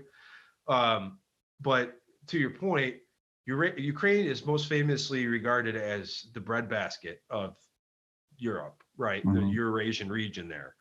So I was just thinking that was like a good choke point for the European. That's the issue. That's exactly the issue, right? Because number one, you have Gazprom, which And they have a lot of natural gas there too. I'm sorry for interrupting, but I just wanted to add that in there. And that's the point, because Ukraine is trying to become, prior to the invasion, they were trying to become like basically a de facto replacement for Russian natural gas. So they wanted to enter the space, and they were setting up facilities and stuff like that to start really driving down on producing and extracting those resources so that they could sell them to Europe, because Europe was getting tired of being having a kowtow to Putin, for his gas.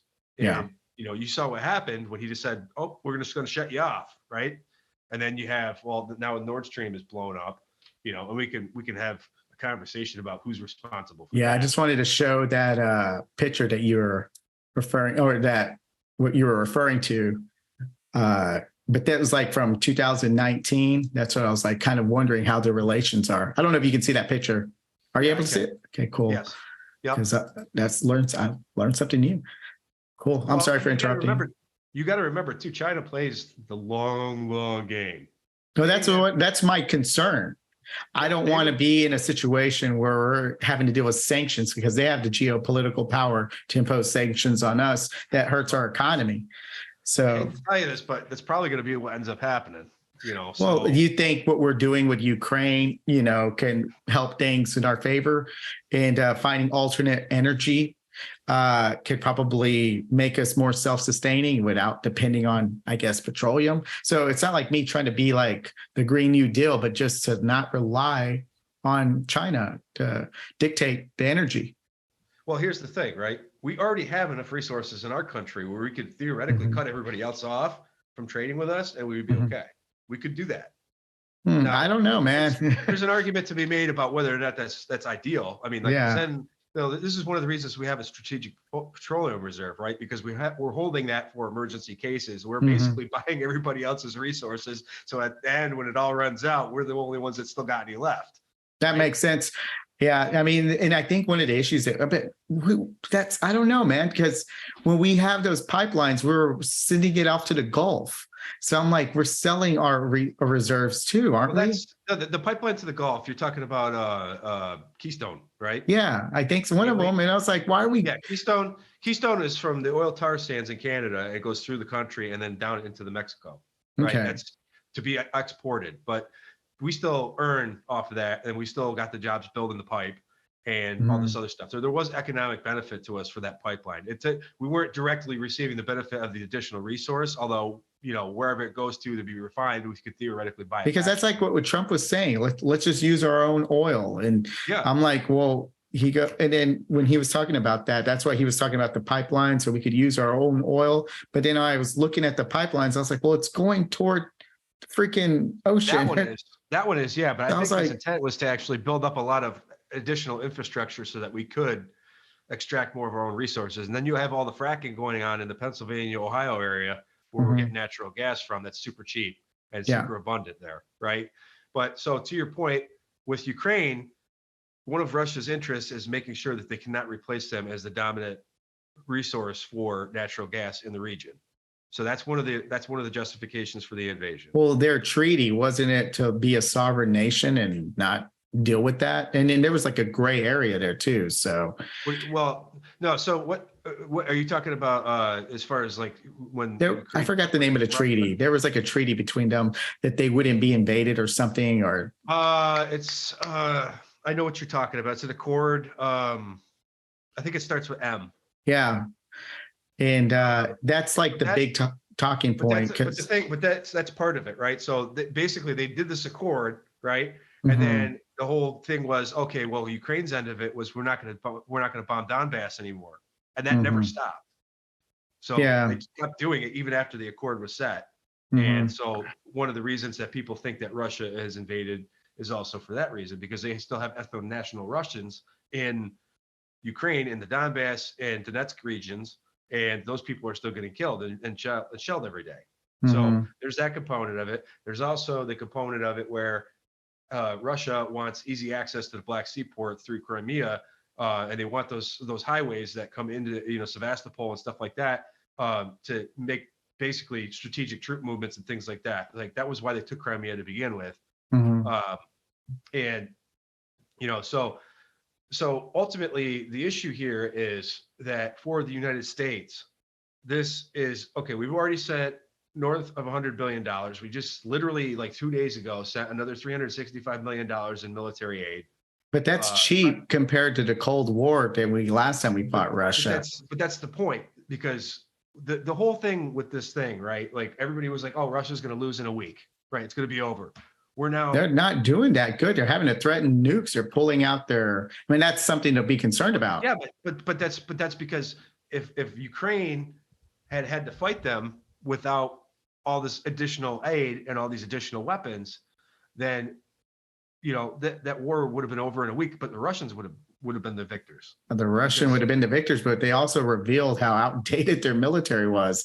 I mean, I don't think that's necessarily 100% true. I mean, it's propaganda, you think? I think, well, here's the problem, right? The big problem, and what I view as a big problem as far as the whole conflict goes, is in the beginning, they told all these stories that were found out to be complete false. Like the whole ghost of Kiev thing and like all this propaganda stuff they were spreading out, all that shit ended up being completely false, right? So now it's like you don't know what's true and what isn't because nobody's telling you the straight story on it. From both sides, yeah. I assume. Yeah, because Russia, I mean, I think Russia could have defeated Ukraine faster if it wasn't for, I guess, aid. I don't even know how much aid that was given at the initial part of Ukraine. I don't know if the United States started giving. Too, right? The other thing about it is 90% of the countries on Earth are not actually sending money to Ukraine. The United States is basically the only one that's really sending any significant money there. Well, the UN, I mean, they're getting funded by UN, aren't they? And also NATO. NATO, that's what I meant to. Yeah, that's what I meant. NATO sending no money, but yeah. NATO and then Canada is now doing some aid too. So but it's not. I mean, when you compare it, it's not significant. The significance is like to show China that other countries are not aligning with their geopolitical interests, and that's what I assumed when I saw the Indian video that I saw with their strategy. It's like rather if they're in an alliance from 2019, their interests aren't aligned as of right now because they're more aligned with the Western side of the country alliance. So that's one of the things that I saw was a good thing that made me think, maybe make Russia weaker because in the long run, the long game, Russia and China are going to collaborate with each other and dictate their geopolitical power against us. And if we could weaken Russia like we had before, that's a win. I think part of the issue here is, okay, so when Trump was president, Modi was very pro-America, right? Because at that point, he viewed America as a country that was worth staking an alliance in. You think so? It's just to kiss Trump's ego. I mean, no, I don't think it was. I think because he viewed us as a good trading partner and viewed it as a possible opportunity to take power away from China and become a replacement for them as our main trading partner, right? So it was an economic thing as far as he was concerned. But now he sees the economy here struggling, and China's economy is looking. Well, Trump, that was like pre-COVID, though. The whole world was doing pretty good. Basically, Trump was over there in like 2019 or something like that. Yeah, that was like that was when he was making those deals, right? But now it's like China's economy wasn't really. I mean, I'll be honest. Like, I haven't looked at all the data. No, I'm no expert either. It's just two normal dudes discussing. That's I think most people need to do more of instead of picking sides. You don't hear anybody saying that China's suffering right now. I hear people saying that their economy is fragile and that it could collapse easily under the right conditions. Yeah, they still seem to be booming as far as production and things like that. Well, I mean, they wanted to threaten Taiwan. I mean, why would they do that unless they weren't, I mean, I don't, and that's interesting too. But I always felt like China was its own worst enemy, especially after the Cultural Revolution. There was a lot of people that died in that one. So and they are. And you're absolutely right. They are. I mean, not the country as a whole, but they're a top echelon of leadership. When you concentrate all the power and it's a top-down system. Well, that's another thing. That's another reason to think China is probably not doing as great as it seems to be. The guy that's the leader felt so insecure to make him the lifelong leader of China. I mean, why would you feel so obligated to do such a move if there wasn't tension? Like you didn't want to be threatened. I mean, that's how extreme he's going. I think he seems paranoid. Probably a lot of that. A lot of that mindset is because of, like I said, China. The Chinese play the long game, right? So he's got in his head, he's got this massive vision for what the future looks like for the country and their status in the world, right? And in his mind, he knows it's going to take him 30 years to see that vision become real. How old is that guy? Is he going to be able to live for 30 years? Why can't he just make somebody that thinks I think the same? I don't think. Well, there's a bit of narcissism involved in it too, right? Because maybe he thinks he's the only man that can do it. Kind of like how Trump says he's the only guy that can fix his country now, or whatever like that. And it comes with paranoia too, that kind of mentality, the Napoleon. Yeah, so Xi complex. Jinping is 69 years old now. 30 years, man, that's 100. Well, no, I mean, he's been in power for a little while already, but you got to remember too, like, he's had influence in the government for a little while now. That wasn't, him as president. Like I'm actually talking to somebody from China, and he's agreed to come on the show. So this would be excellent to have a conversation with him, because he was telling me pretty much what you were saying, but at the same time, he moved from China. So I'm just like, okay, if it was so great, why did you leave? I've been to Beijing. I imagine it's awesome there. And I've been, Beijing is, the air sucks. Let's put it that way. Well, actually, I say that out of just trying to respond to you, but I've actually been told stories by people that have gone to China too.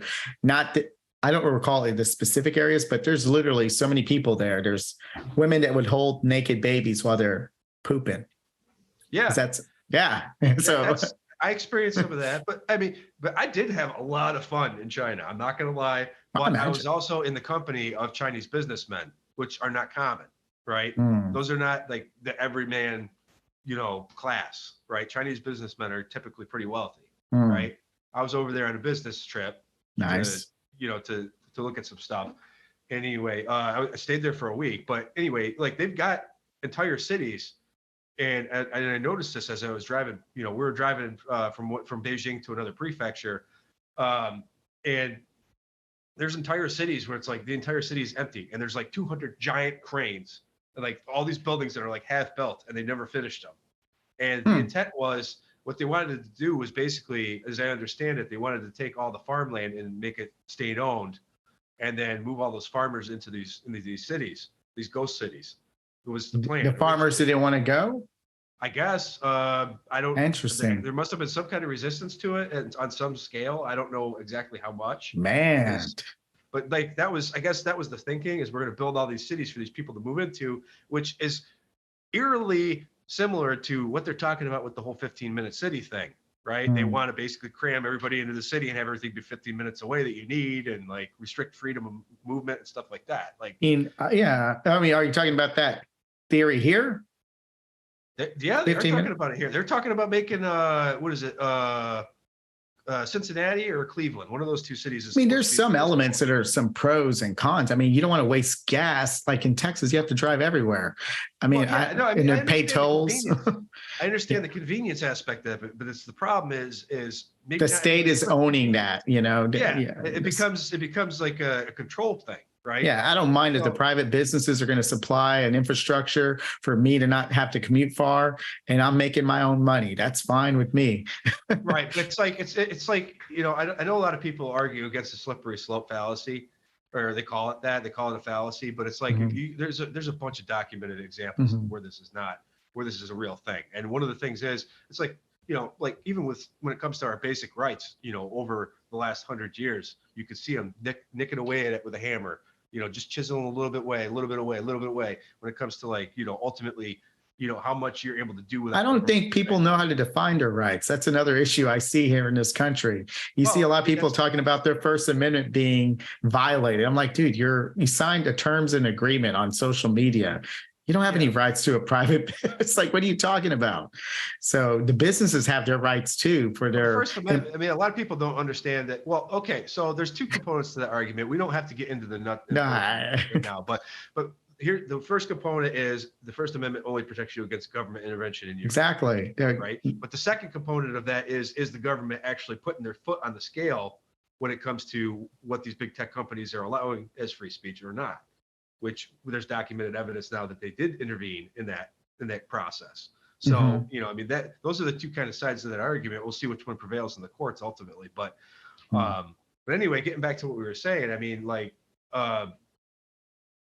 with the whole thing with ghost cities is like that was kind of the same concept. It's very Marxist, Mhm. right? To have Well, state they're control communists. over, right? You know, but those ideas are starting to migrate to the West Yeah. and become, you know, mainstream, and that's I see that as potentially very problematic. Well, I haven't seen that. That's what I'm like very curious. Like when I hear people say these arguments online, it's online culture to see that, but I hadn't really met anybody that's gaining any momentum. Nobody has won a mayor, any kind of government leadership in the local community that I'm aware of. That's even a socialist. I imagine there's some socialists out there, but there's no leadership that it's communist. So I just don't know. I mean, like, I don't know if that's true. Maybe on a school board, maybe.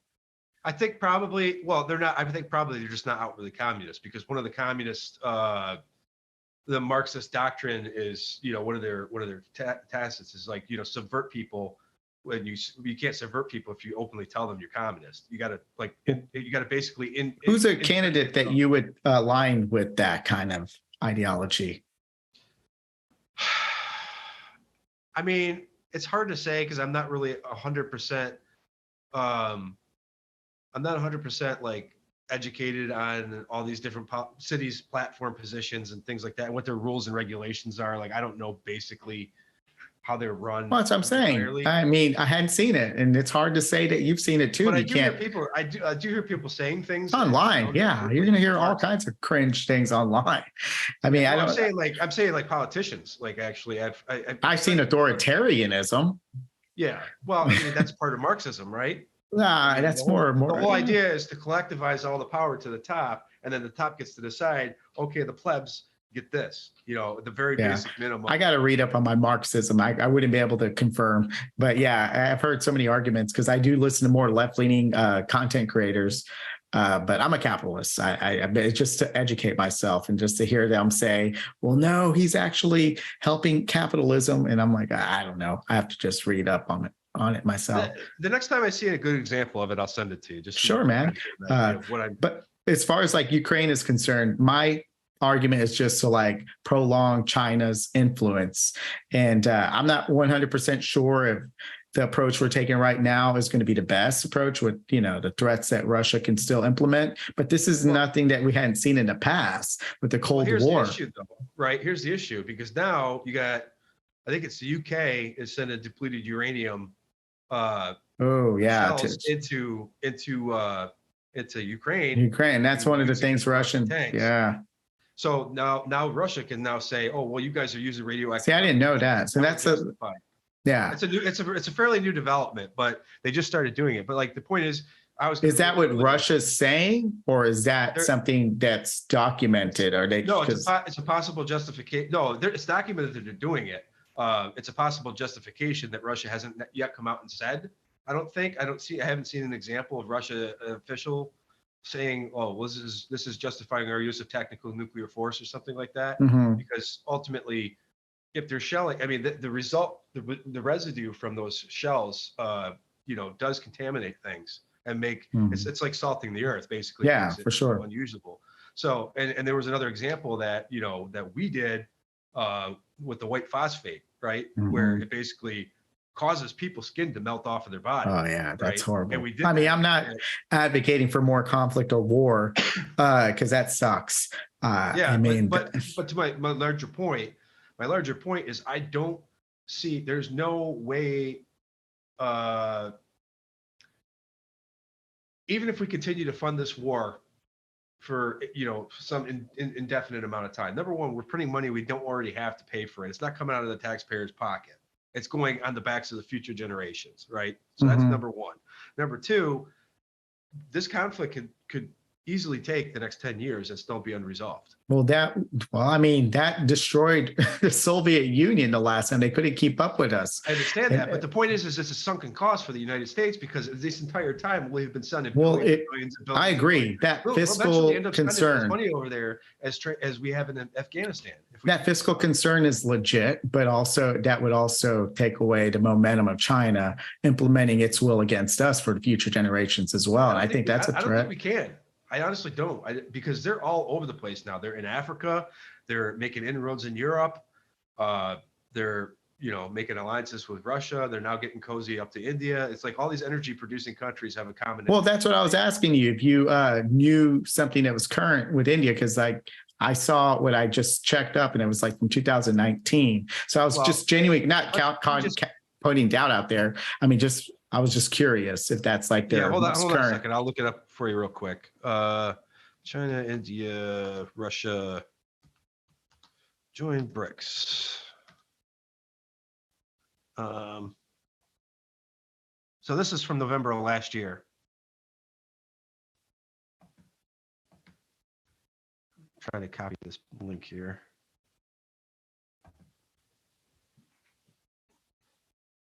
Oh, it's South Africa too. I think that has more to do with China's interest in Africa. Yeah, because I'm like seeing the diplomat why China wants to knock India off its Russia-U.S. high wire act. But that's the issue here, because that was under the old regime. Now they don't see us as being as. That was from 4 days ago. I mean, I don't know. I mean, like, I'm not educated. I'm just doing India pushes Russia, China on G20. That was in March 2023. I mean, I'm just seeing clips. Now,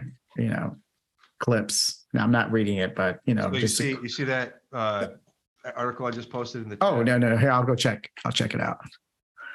Okay, let me go ahead and get that out of there. All right, I'll go ahead and put it up there. This is okay. Is it a video or? No, it's an article. Okay, I'll go ahead and put it up, share it. Yeah, because I think a lot of people need to just actually discuss the nuance. And Brazil, Russia, India, China, South Africa, BRICS bloc grows with US left out. And this is from 2022. Okay. An economic bloc led by 5 emerging economies. Okay. Wake of Lace BRICS. Yeah, and this is the image from 2019, I assume. Well, no, it could be an updated version. It's a different one. It's the same people, but it's a different.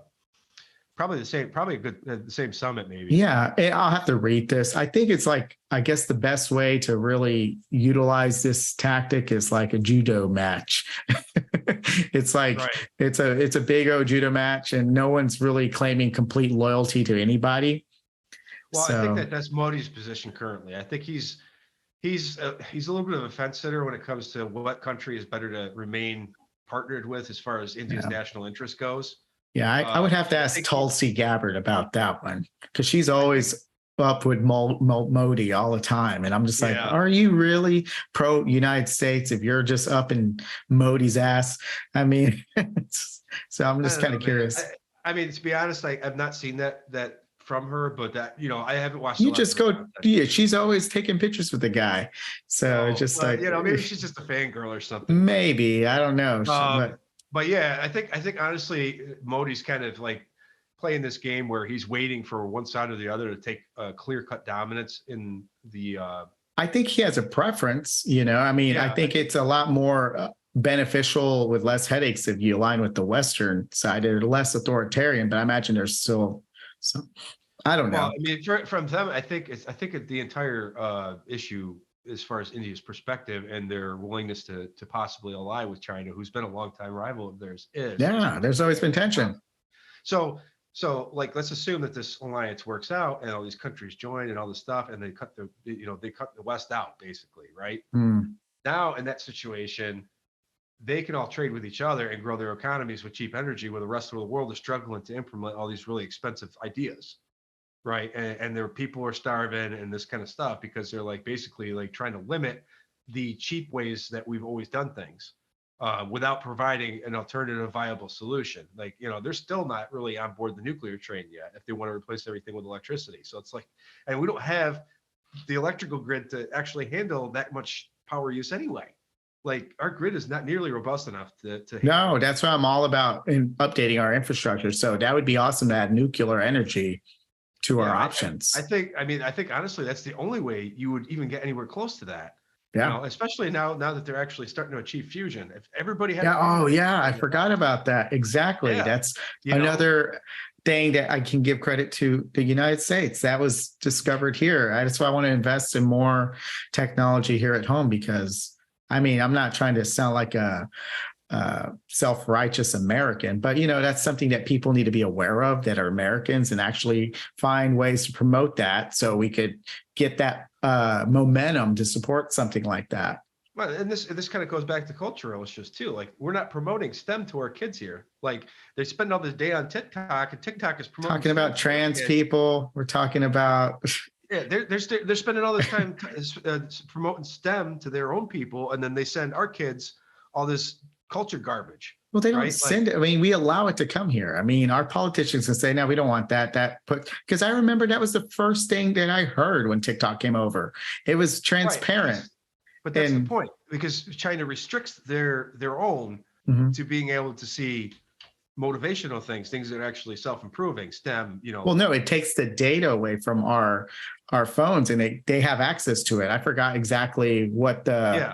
But that's the, a the separate issue. What I'm concerns. saying is they curate the content that gets shown to their own No, people. yeah, that too. Yeah. Where here we basically it's just a free for all, right? You can have whatever, but the multitude of people are doing these like 45-second clips with just cultural garbage. It's just like nonsense. I mean, I don't right? know. I mean, that's one way to look at it, but there's other countries that are significantly more liberal than we are, and they have high productivity and they have high Like Germany. yeah. So it's just like when you want to get to that conservative mentality, that's the best way to raise families. I mean, if you give people the freedom to do what they want, I think for the most part, most people are decent people as long as you have those opportunities and some kind of guideline of some morale.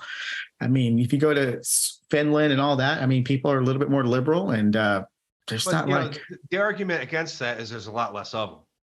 So I mean, that's why I use multiple examples. I mean, other right, countries. even but like all those countries that you just listed combined are still not even half of the U.S. population. Mm-hmm. So well, I mean, is there less suicides? Is there less misery in China? I mean, I don't know. I don't either, but I don't think they really value life over there. They don't. Because like when I talked to that guy from China, I was like, man, you guys just look at lives like they're so expendable. He goes, yeah, because there's so many of them. I'll give you the example, right? The obvious example is they drive like fucking madmen over there. That's how, yeah. But it's not just that. It's not just that, right? Not only do they drive like madmen over there, but when people are crossing the street, they don't even look.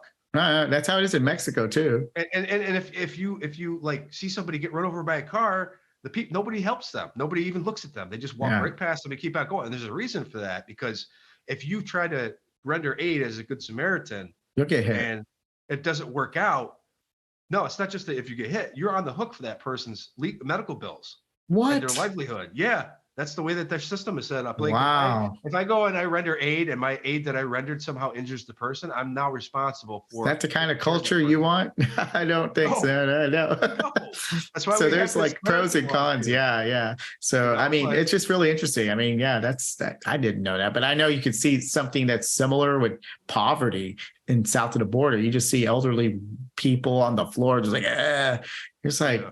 You're starting to see that more here in the United States. I mean, I see more homeless people in my city. Population. Yeah. It's growing. That's becoming a real issue. And it's like mental health. I think a lot of the people that are homeless were probably absolutely didn't have the help they needed. So it's biting us in the butt. It's going to become more expensive. So I'm all about you get what you pay for and you'll save in the long run. Like me as a consumer, I buy quality. It costs money, but I don't have to buy something else. Again, if you buy cheap crap, you're going to keep on buying it and replacing it, buying it and replacing it. So if we invest in solid social safety nets, I think we'll see the savings in the long run. There's probably some truth to that. I think it's just got to be done in a smart and effective way. And I think where we lose. It's because of us, we the people, we're the dummies. Not many people are engaged. I mean, our political engagement is horrible. That's part of it, right? So a lot of people aren't actually even engaged in the process. But the other part of it is just like we just do not do things efficiently with government. Well, Just let's look don't. at states. I mean, that's what we could just start looking at them from the top and go to the bottom and see where there's more success in certain areas. For example, infrastructure. All these people that are more right leaning that get the government out of my lives, how are their infrastructures in their states? You Right. know, Mississippi, they can't even drink their own water. I Well, don't I know mean, how Florida's doing with their sinkholes. I mean, California's got some issues too. In well, Texas, we yeah, have our I mean, grid. a sinkhole is really not an infrastructure problem, I except don't for the know, fact that you man. have You to don't fix build it a road afterwards. on top of a sinkhole, man. Well, but yeah, I guess. I mean, maybe there's a good way to detect how that's going to happen or where it Yeah. could happen and not build there. You know, maybe that would be smart to do. I don't know, but it's like sinkholes are pretty random though. It's not like No, it's it's not, like erosion. I mean, that's how you had to do a better job with Louisiana with the dams. And then now they're starting to pay more attention to that. They're starting to put right. more pumps to get the water out of certain areas. And they did the same thing in Mississippi. So it's just really interesting depending on the state and what people prioritize. And it's Yeah. just like people are willing to drink messed up water, but they prioritize trans legislation. That makes no sense to me. I mean, I kind of understand it from both points of view because like you're obviously making, but I guess what I would say in response to that is their priorities are the future and yours are the present. Well, my priority is not getting brain cancer or Right. having somebody But in my family actually die. I mean, no trans is going to kill my kid. I mean, I feel confident with my parenting to counter what they see. You know, I mean, I think my influence as a parent is going to be pretty strong, and my but that's kids because you're care. involved. Yeah, That's because you're well, engaged. okay. So if you're not involved or you're not engaged, you want to point the fingers and blame somebody else instead of blaming yourself. That's the real issue to me. I mean, there's some validity to that point. I won't argue that. Yeah, yeah, I would yeah. And I absolutely. understand that I don't agree with that lifestyle. I mean, when it sexualizes kids, but I understand there's some flamboyant people out there and that's what helps them adjust. And that's fine with me. That's what Yeah, we're I don't have a about, problem. freedom. I don't have a problem with that either. Like, if that's what they want to do with their life, go for But it. if I lived in Mississippi and, you know, and then we have that Matt Walsh guy going to bragging about, I helped get that bill paid. I'm like, what about the mortality rate of infants? What about the water? If you really cared about the kids, that would be higher on your priority list. I guess the thing the difference is it's number one easier to be outraged by a cultural issue than it is a systemic one, right?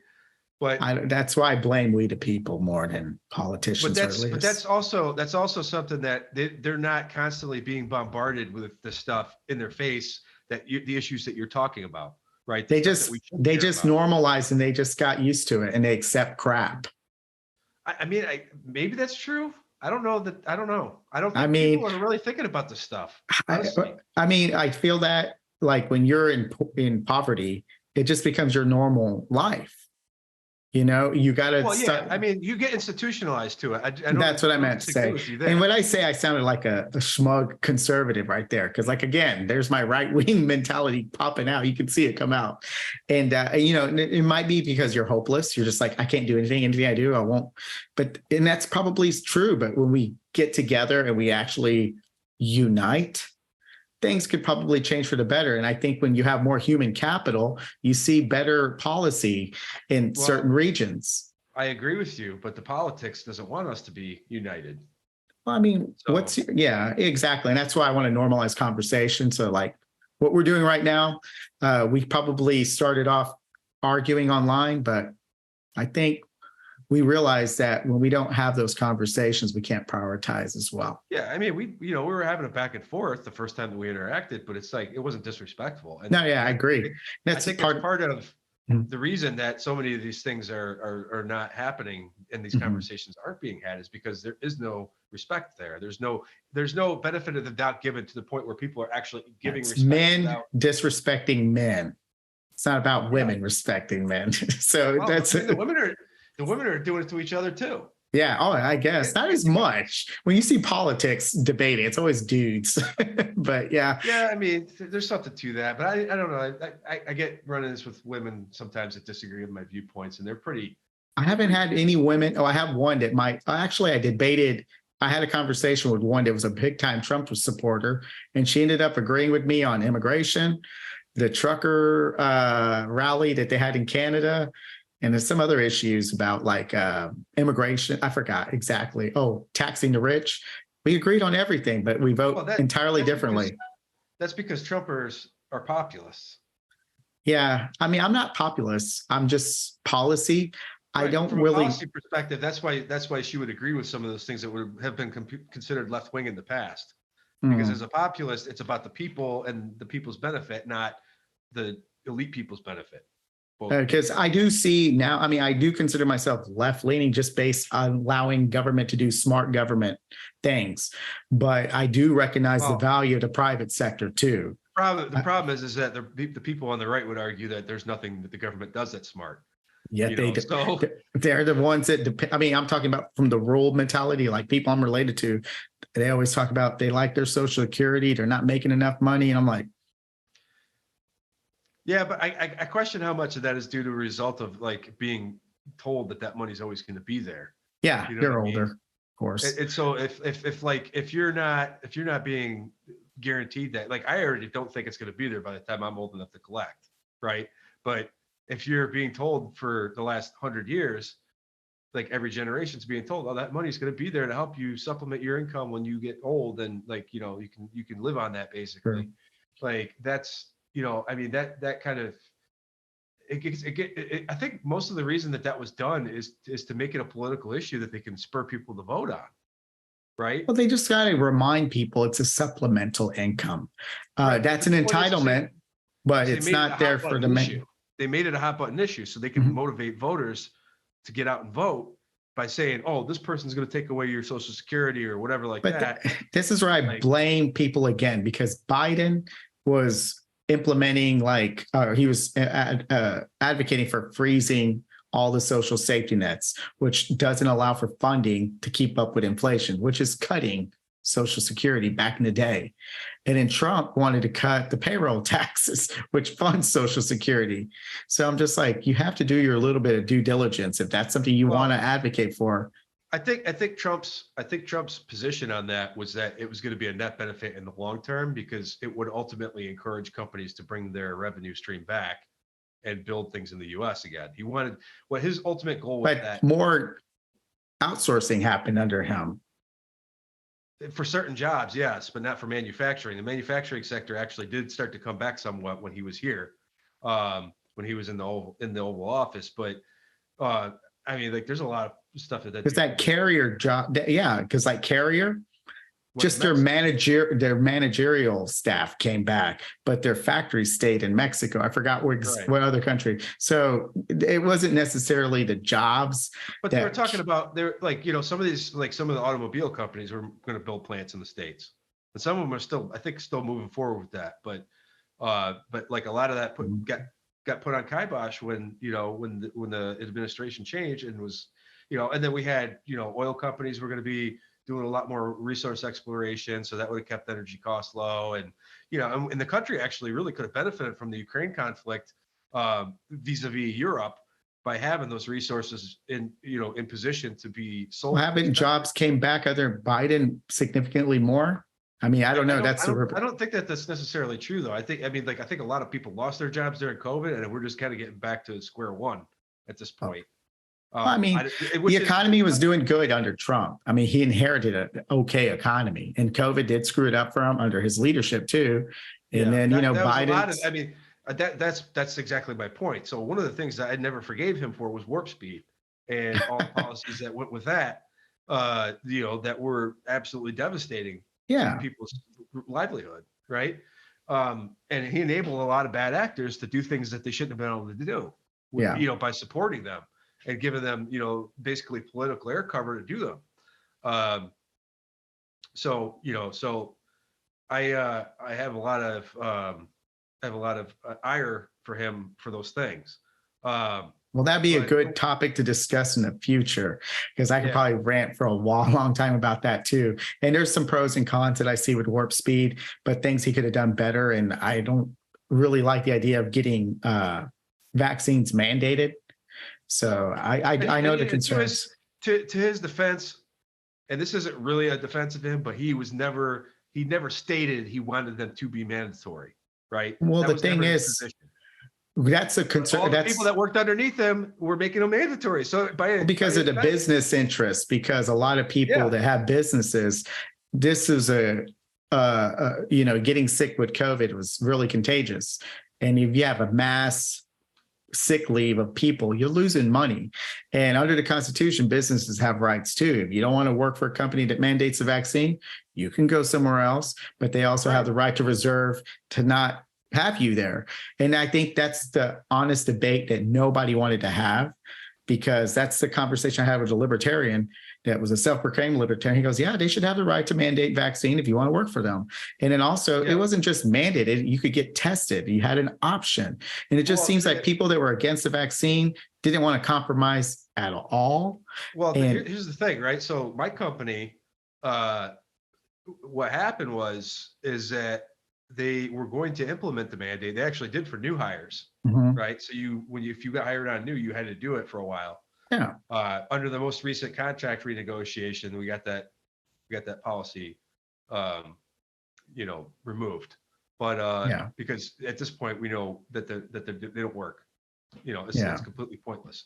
So, so the issue on that was we actually exerted political power as employees with the company, because what they did was they were constantly surveying to see how many people were actually on the uptake, right, and participating in that program, and they wanted everybody to do it. And what they found out is after like 6 months of pushing this stuff, like they only had like a 20-something%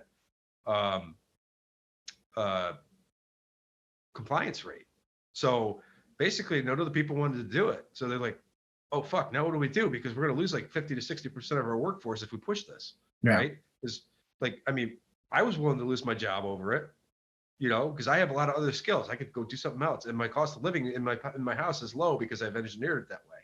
Yeah. So, and I respect that. I mean, the thing is, I like the fact that they had options, but at the same time, if you're a small business and all your employees are getting sick and you're just like, oh, I'm over here running the show myself. I mean, I can see an argument that could be made to protect their interests, because people are wanting to be stubborn and they don't care about the financial well-being of that business. So it was a gray area. The problem with that point of view, right, is that there was already evidence at the beginning of this that the vaccine was not going to be effective, right? So there was already at the front end of this. If you read the I don't know, man. I saw like hospitals getting, I have conservatives in my family that were nurses, and all the beds were taken over by COVID patients, because I don't think COVID's deadly, not by itself, but when you have those conditions of being obese, and one of the other conditions was actually mental health, if you had anxiety. So if you're broke and you're overweight and you get COVID, which we have a lot of people that are overweight here in Texas, it just killed our medical infrastructure. Yeah. It killed our medical infrastructure here. But I'm talking about specifically the vaccine rollout, right? There was already data out at the beginning of the vaccine rollout that showed that the immunity was waning quickly. So there was a lot of companies that jumped on board to adopt that didn't need to, because the data was already there to show that it was not going to provide any significant benefit if their workforce was not aging, right? So, and the natural immunity statistics too, that everybody ignored, that was part of the agenda. That's the problem with how this whole thing got handled, because like there literally was a script narrative that was handed to every single reporter saying safe and effective, safe and effective, safe and effective. And that the reason for that was because Pfizer was pumping a bunch of money into these media industries. I think that's true. I mean, I think two things can be true at once. I think Pfizer has a financial motivation to do what they did. They made $80 billion in the last 2 years. Yeah, of course. I'm not, but they were almost defunct prior to that too. No, I'm not defending that. I mean, they're going to go ahead and definitely push what they want to do, but at the same time, the incentive to make sure that they got something that was uncertain under control was probably an incentive too. I don't think it was for the government, but for private industry, you have to really weigh the benefits. Well, that's what I'm saying. When you put those two hand in hand, and to make sure that you inoculate. I don't know if I said to give everyone the vaccine. I'm trying to say a fancy word. I couldn't say it. But anyways, yeah. And you have to have like some cohesion, like a military mentality. Because when I saw how they gave the vaccine away, it was so organized. And if you give so many people options, it's going to ruin that cohesion. And I'm not saying that's a good or bad thing, but to make it efficient. I felt like a dang cattle getting herded into, getting my shot. But, as a rancher, you don't want your cows to die. But the reason you're giving them vaccine is so they're healthier. So that's what I kind of felt like it was. And if you offer so many options, you're going to have more people that are specializing in side effects, not just in the vaccine that they're giving, but in other things too. So I don't know how cost effective. Go ahead. One argument against that I would have is this was not meant to give people options. And the reason I say that is because to this day, there is still no outpatient protocol for there's no like established outpatient protocol for where somebody can go to the doctor and get seen and get a prescription and go home and take it. Like if any doctors are doing that, it's on their own volition. There's no established protocol. What they want you to do, basically, and obviously this is going to sound a little bit maybe this is going to sound a little bit conspiratorial, but like the financial incentive was there. No, I'm not ignoring that. I'm not denying that. For people to get hospitalized to the point where we do not establish an outpatient treatment protocol, because that means that people will have to go to the hospital when they get bad enough, and then they'll get hospitalized, and then the hospitals will get the extra money from the CARES Act, right? No, and that's what I liked about the debate about the vaccine, because people that had legitimate reasons to not get vaccinated created a balance, I feel, because they didn't really give a big mandate that goes around the whole United States. It was all like depending on states and case by case, because they knew people wouldn't all buy into it. And that allowed people like me to just stand at a distance and see the vaccine do damage to other people. I wasn't one of the first people to take it. I don't ever get my flu shot, man. So I was like, I don't either. I was like, I'll let my natural immunity sneeze in my face. There's my vaccine. Right. But when I started seeing people that I know dropping dead because of COVID, I was like, what? And I was like, oh, maybe this stuff. And then my wife's Persian, so she was able to see the storm coming before it hit the United States. And she goes, put a mask on. I'm like, what? I'm not going to put a dumb mask on. She said, come on, please. And I'm like, okay, fine.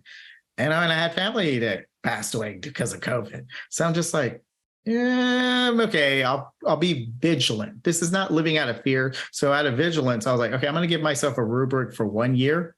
And once that's done, I'm just going to live it dirty, man. I'll get vaccinated and I'll just go without a mask, whatever. Or whatever. And I was aware of the side effects, but all medication has side effects. And I felt comfortable enough to just see I didn't know anybody that got killed from the flu. I didn't know anybody that got killed by any other sicknesses, but I had a handful of people. That's a whole other ball of wax on that. I mean, we could always, I'm sure the statistics exist, but we could do a whole 2-hour segment on just how COVID was handled. No, I'm not saying. I mean, I think it was a hot mess. It was a hot mess for sure. But to your point, like I said, there was financial incentive for people to become hospitalized, and then the treatment that they had for them in the hospital was completely ineffective. So they were blowing people. Well, it depends on the strand too. I mean, because the new strand would come out. Yeah, but remdesivir was never going to solve COVID for anybody. It was never effective against it. It was because Fauci had a financial interest that he basically made that become the policy, that the CDC issued. And so, that was part of the issue. So you said it didn't have any effectiveness to fight the severity? Never to be effective at all. It was never proven to be effective at all, and they're still giving it to people, even though it has negative side effects like renal failure. But if you're already in, an incapacitated state, and you give somebody a medicine that causes renal failure and their lungs fill up with fluid, they're gonna die. Yeah. So they're still doing that to people that are getting intubated. Okay. And it's crazy. It's just this kind of stuff, this is all the different kinds. But those people, the hospital gets $44,000 if the person dies with, in the hospital with COVID, if they were intubated. So the thing is, when you get money for COVID is because they had to close down a whole area because of the person having COVID. Right, and that was the justification, that's true. So they were basically, our big money maker is elective surgeries, right? So if we're going to tackle this problem, we're going to have to get some kind of financial incentive. Well, I mean, I have people in my family that saw people die because they got COVID because they work in the medical occupation. So I was like, what? And they were conservative. So I'm just like, so that too added to my, okay, I'll get vaccinated. But at the same time, I respect people that did not want to get vaccinated. I can always socially distance if I was that scared. You have options to be. Well, you're not one of those people that's going to be living like in fear of every single thing. Like it's just, that's not living. No, that's just existing. But, and then, the mask never really bothered me. So other people that would whine about a mask, I was like, well, you sound like a baby too. I mean, just, it's like either way, this is one of those issues where they had no data to back up the recommendation. No. And then the only thing that made sense to me when they don't have data, it was a pandemic that just literally came out of China's butt. We didn't know. And they didn't want to admit that. If they were transparent, say, hey, look, we don't know, but let's be vigilant until we do know. And right now we're going to. They were hyper focused on making sure that people did that. They wanted them to do that. They were like, wear a mask, wear a mask, wear a mask, wear a mask. No, not at first. Not at first. That's why they criticized Fauci. They didn't stop doing that for over a year. They didn't stop doing that for a long time. But at first, Fauci recommended you didn't even need to wear a mask. That's why he got criticized. It doesn't work. It doesn't provide the perfect protection. The only thing I could say about masks, I got me a comfortable one. I got one from Colombia that made me look like a ninja. Like I said, that year was my rubric. As soon as I took my mask off, I got COVID. So that's all I can say. My personal experience.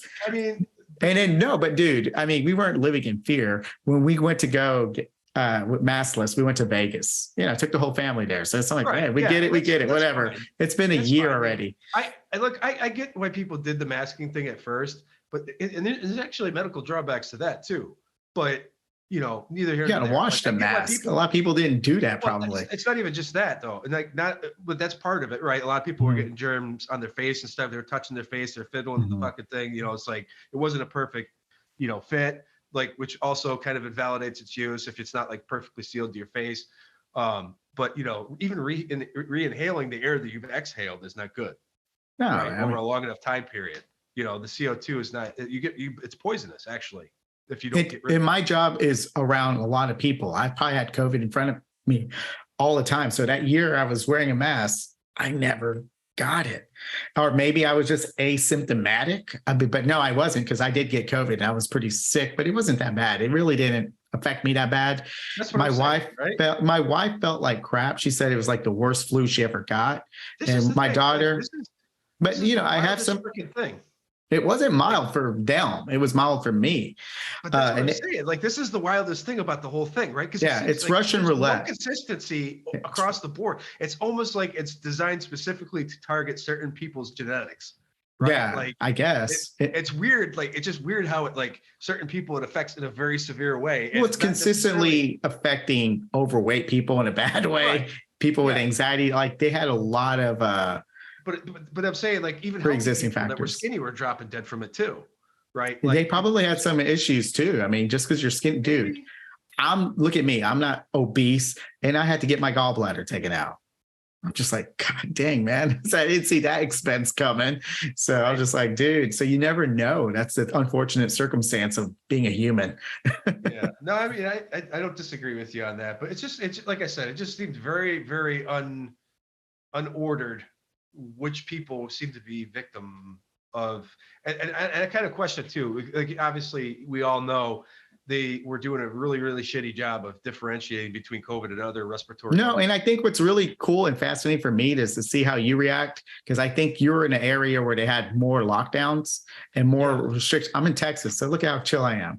I didn't have to deal with that BS. Well, so when we went to New Orleans, I saw a little bit of that. They're like, "Do you have your passport?" And I was like, "What passport? I'm from Texas. I didn't need no passport." Right. So I'm just like, the thing is with me, like, I never did any of that shit. Like, yeah, we had the policies and I just said, no, I'm not doing it. So And Oh, they not were that pretty really, rude at New Orleans. They're like, you better get out of here. if I was in New York City, that probably would have been the case. I probably Yeah. would have been like accosted daily. But Yeah. like because of where I live, it's still a city area, a suburb area. But it's like people here are pretty, they The just honor system. It's like, yeah, you're not sick. All right, come on in. yeah, or basically they're just not afraid of this stuff, right? It's just not. I feel like part of it's got to do with the mentality of the place that you live in. Right? Well, I mean, I'm not afraid of it, but I see old ladies, I'm just like, yeah, maybe they have concerns or some fat people, but like, it's just like, I'm and maybe considerate. Maybe if I'd gotten sick, like I just wouldn't have gone to the store. You know what I mean? Like I would have, that's how I would have approached it. I wouldn't have gone to the store with a mask on if I wasn't sick, but if I was sick, I wouldn't go to the store because I'm not trying to get other people sick. That's a guaranteed way to make sure that you're not transmitting to them. It's to not be around them.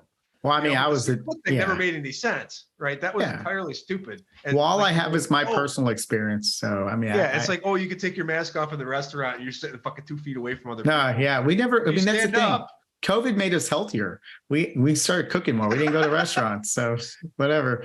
I mean, I suppose, but like, I suppose like, the thing for me was like, I never did any of this stuff. So like my immune system never took a hit from the fact that I was not doing these things, right? Like a lot of people I know, like that did all the protocols, like when they told them to stop doing it, they all started getting sick with all kinds of different shit, right? It's just because like you're over sanitizing your hands, you're wearing this mask all the time, you're not getting exposed to stuff because you're staying away from people that you love, you're not going to see your family, you're not hanging out with your friends, you're not going to bars. I mean, it was never like that for me. Y'all guys are making it sound like it was, you could always see your family. I mean, it wasn't like that here in Texas. They literally did that shit up here, right? I mean, like they only happened during Trump's presidency. That's when everybody was like staying at the house. That was actually the mandated lockdowns. So that was the only time I felt that. But I didn't mind. I'm an introvert, so it didn't bother me. Well, I am too. I am also. I don't have a problem talking to people, but I like spending time by myself. Yeah, so my concern was for my kids because I had a young, she was probably like 3 or 2 at the time. And, they're still developing their lungs. I'm just like, COVID is a respiratory issue. So, if she sleeps and she's vascular, I don't know. Well, anyways, they said they were coughing. So I'm just like, they were calling. Well, the reason that people were coughing is because they felt like they couldn't breathe because their alveoli and their endothelial tissue and their capillaries and the blood vessels in their lungs were inflamed. Well, there's all kinds of symptoms that come from it. Yeah. So if that, and they're developing in their respiratory area, I was like, man, if she stops breathing and it's not developed there, that's going to be, a concern for me. So if I could prevent this from happening a year, she'll be older and then that's expanded a little bit more where she could drain better. And plus, I really didn't like the idea of them losing the taste because we have a picky eater and she doesn't eat as well as I'm like, if she doesn't taste her food, she could get her respiratory system messed up, and then she could also not want to eat food, but she needs to eat as much calories to grow healthy and brain development. So that's another reason I looked at it, not for me, because I was never afraid. I was like ready to go back to work. I was like, okay, I'm bored. But at the same time, I found stuff to keep myself, to do at my house too. So I was good either way. Right. Yeah, I did the same thing. I started gardening in 2020.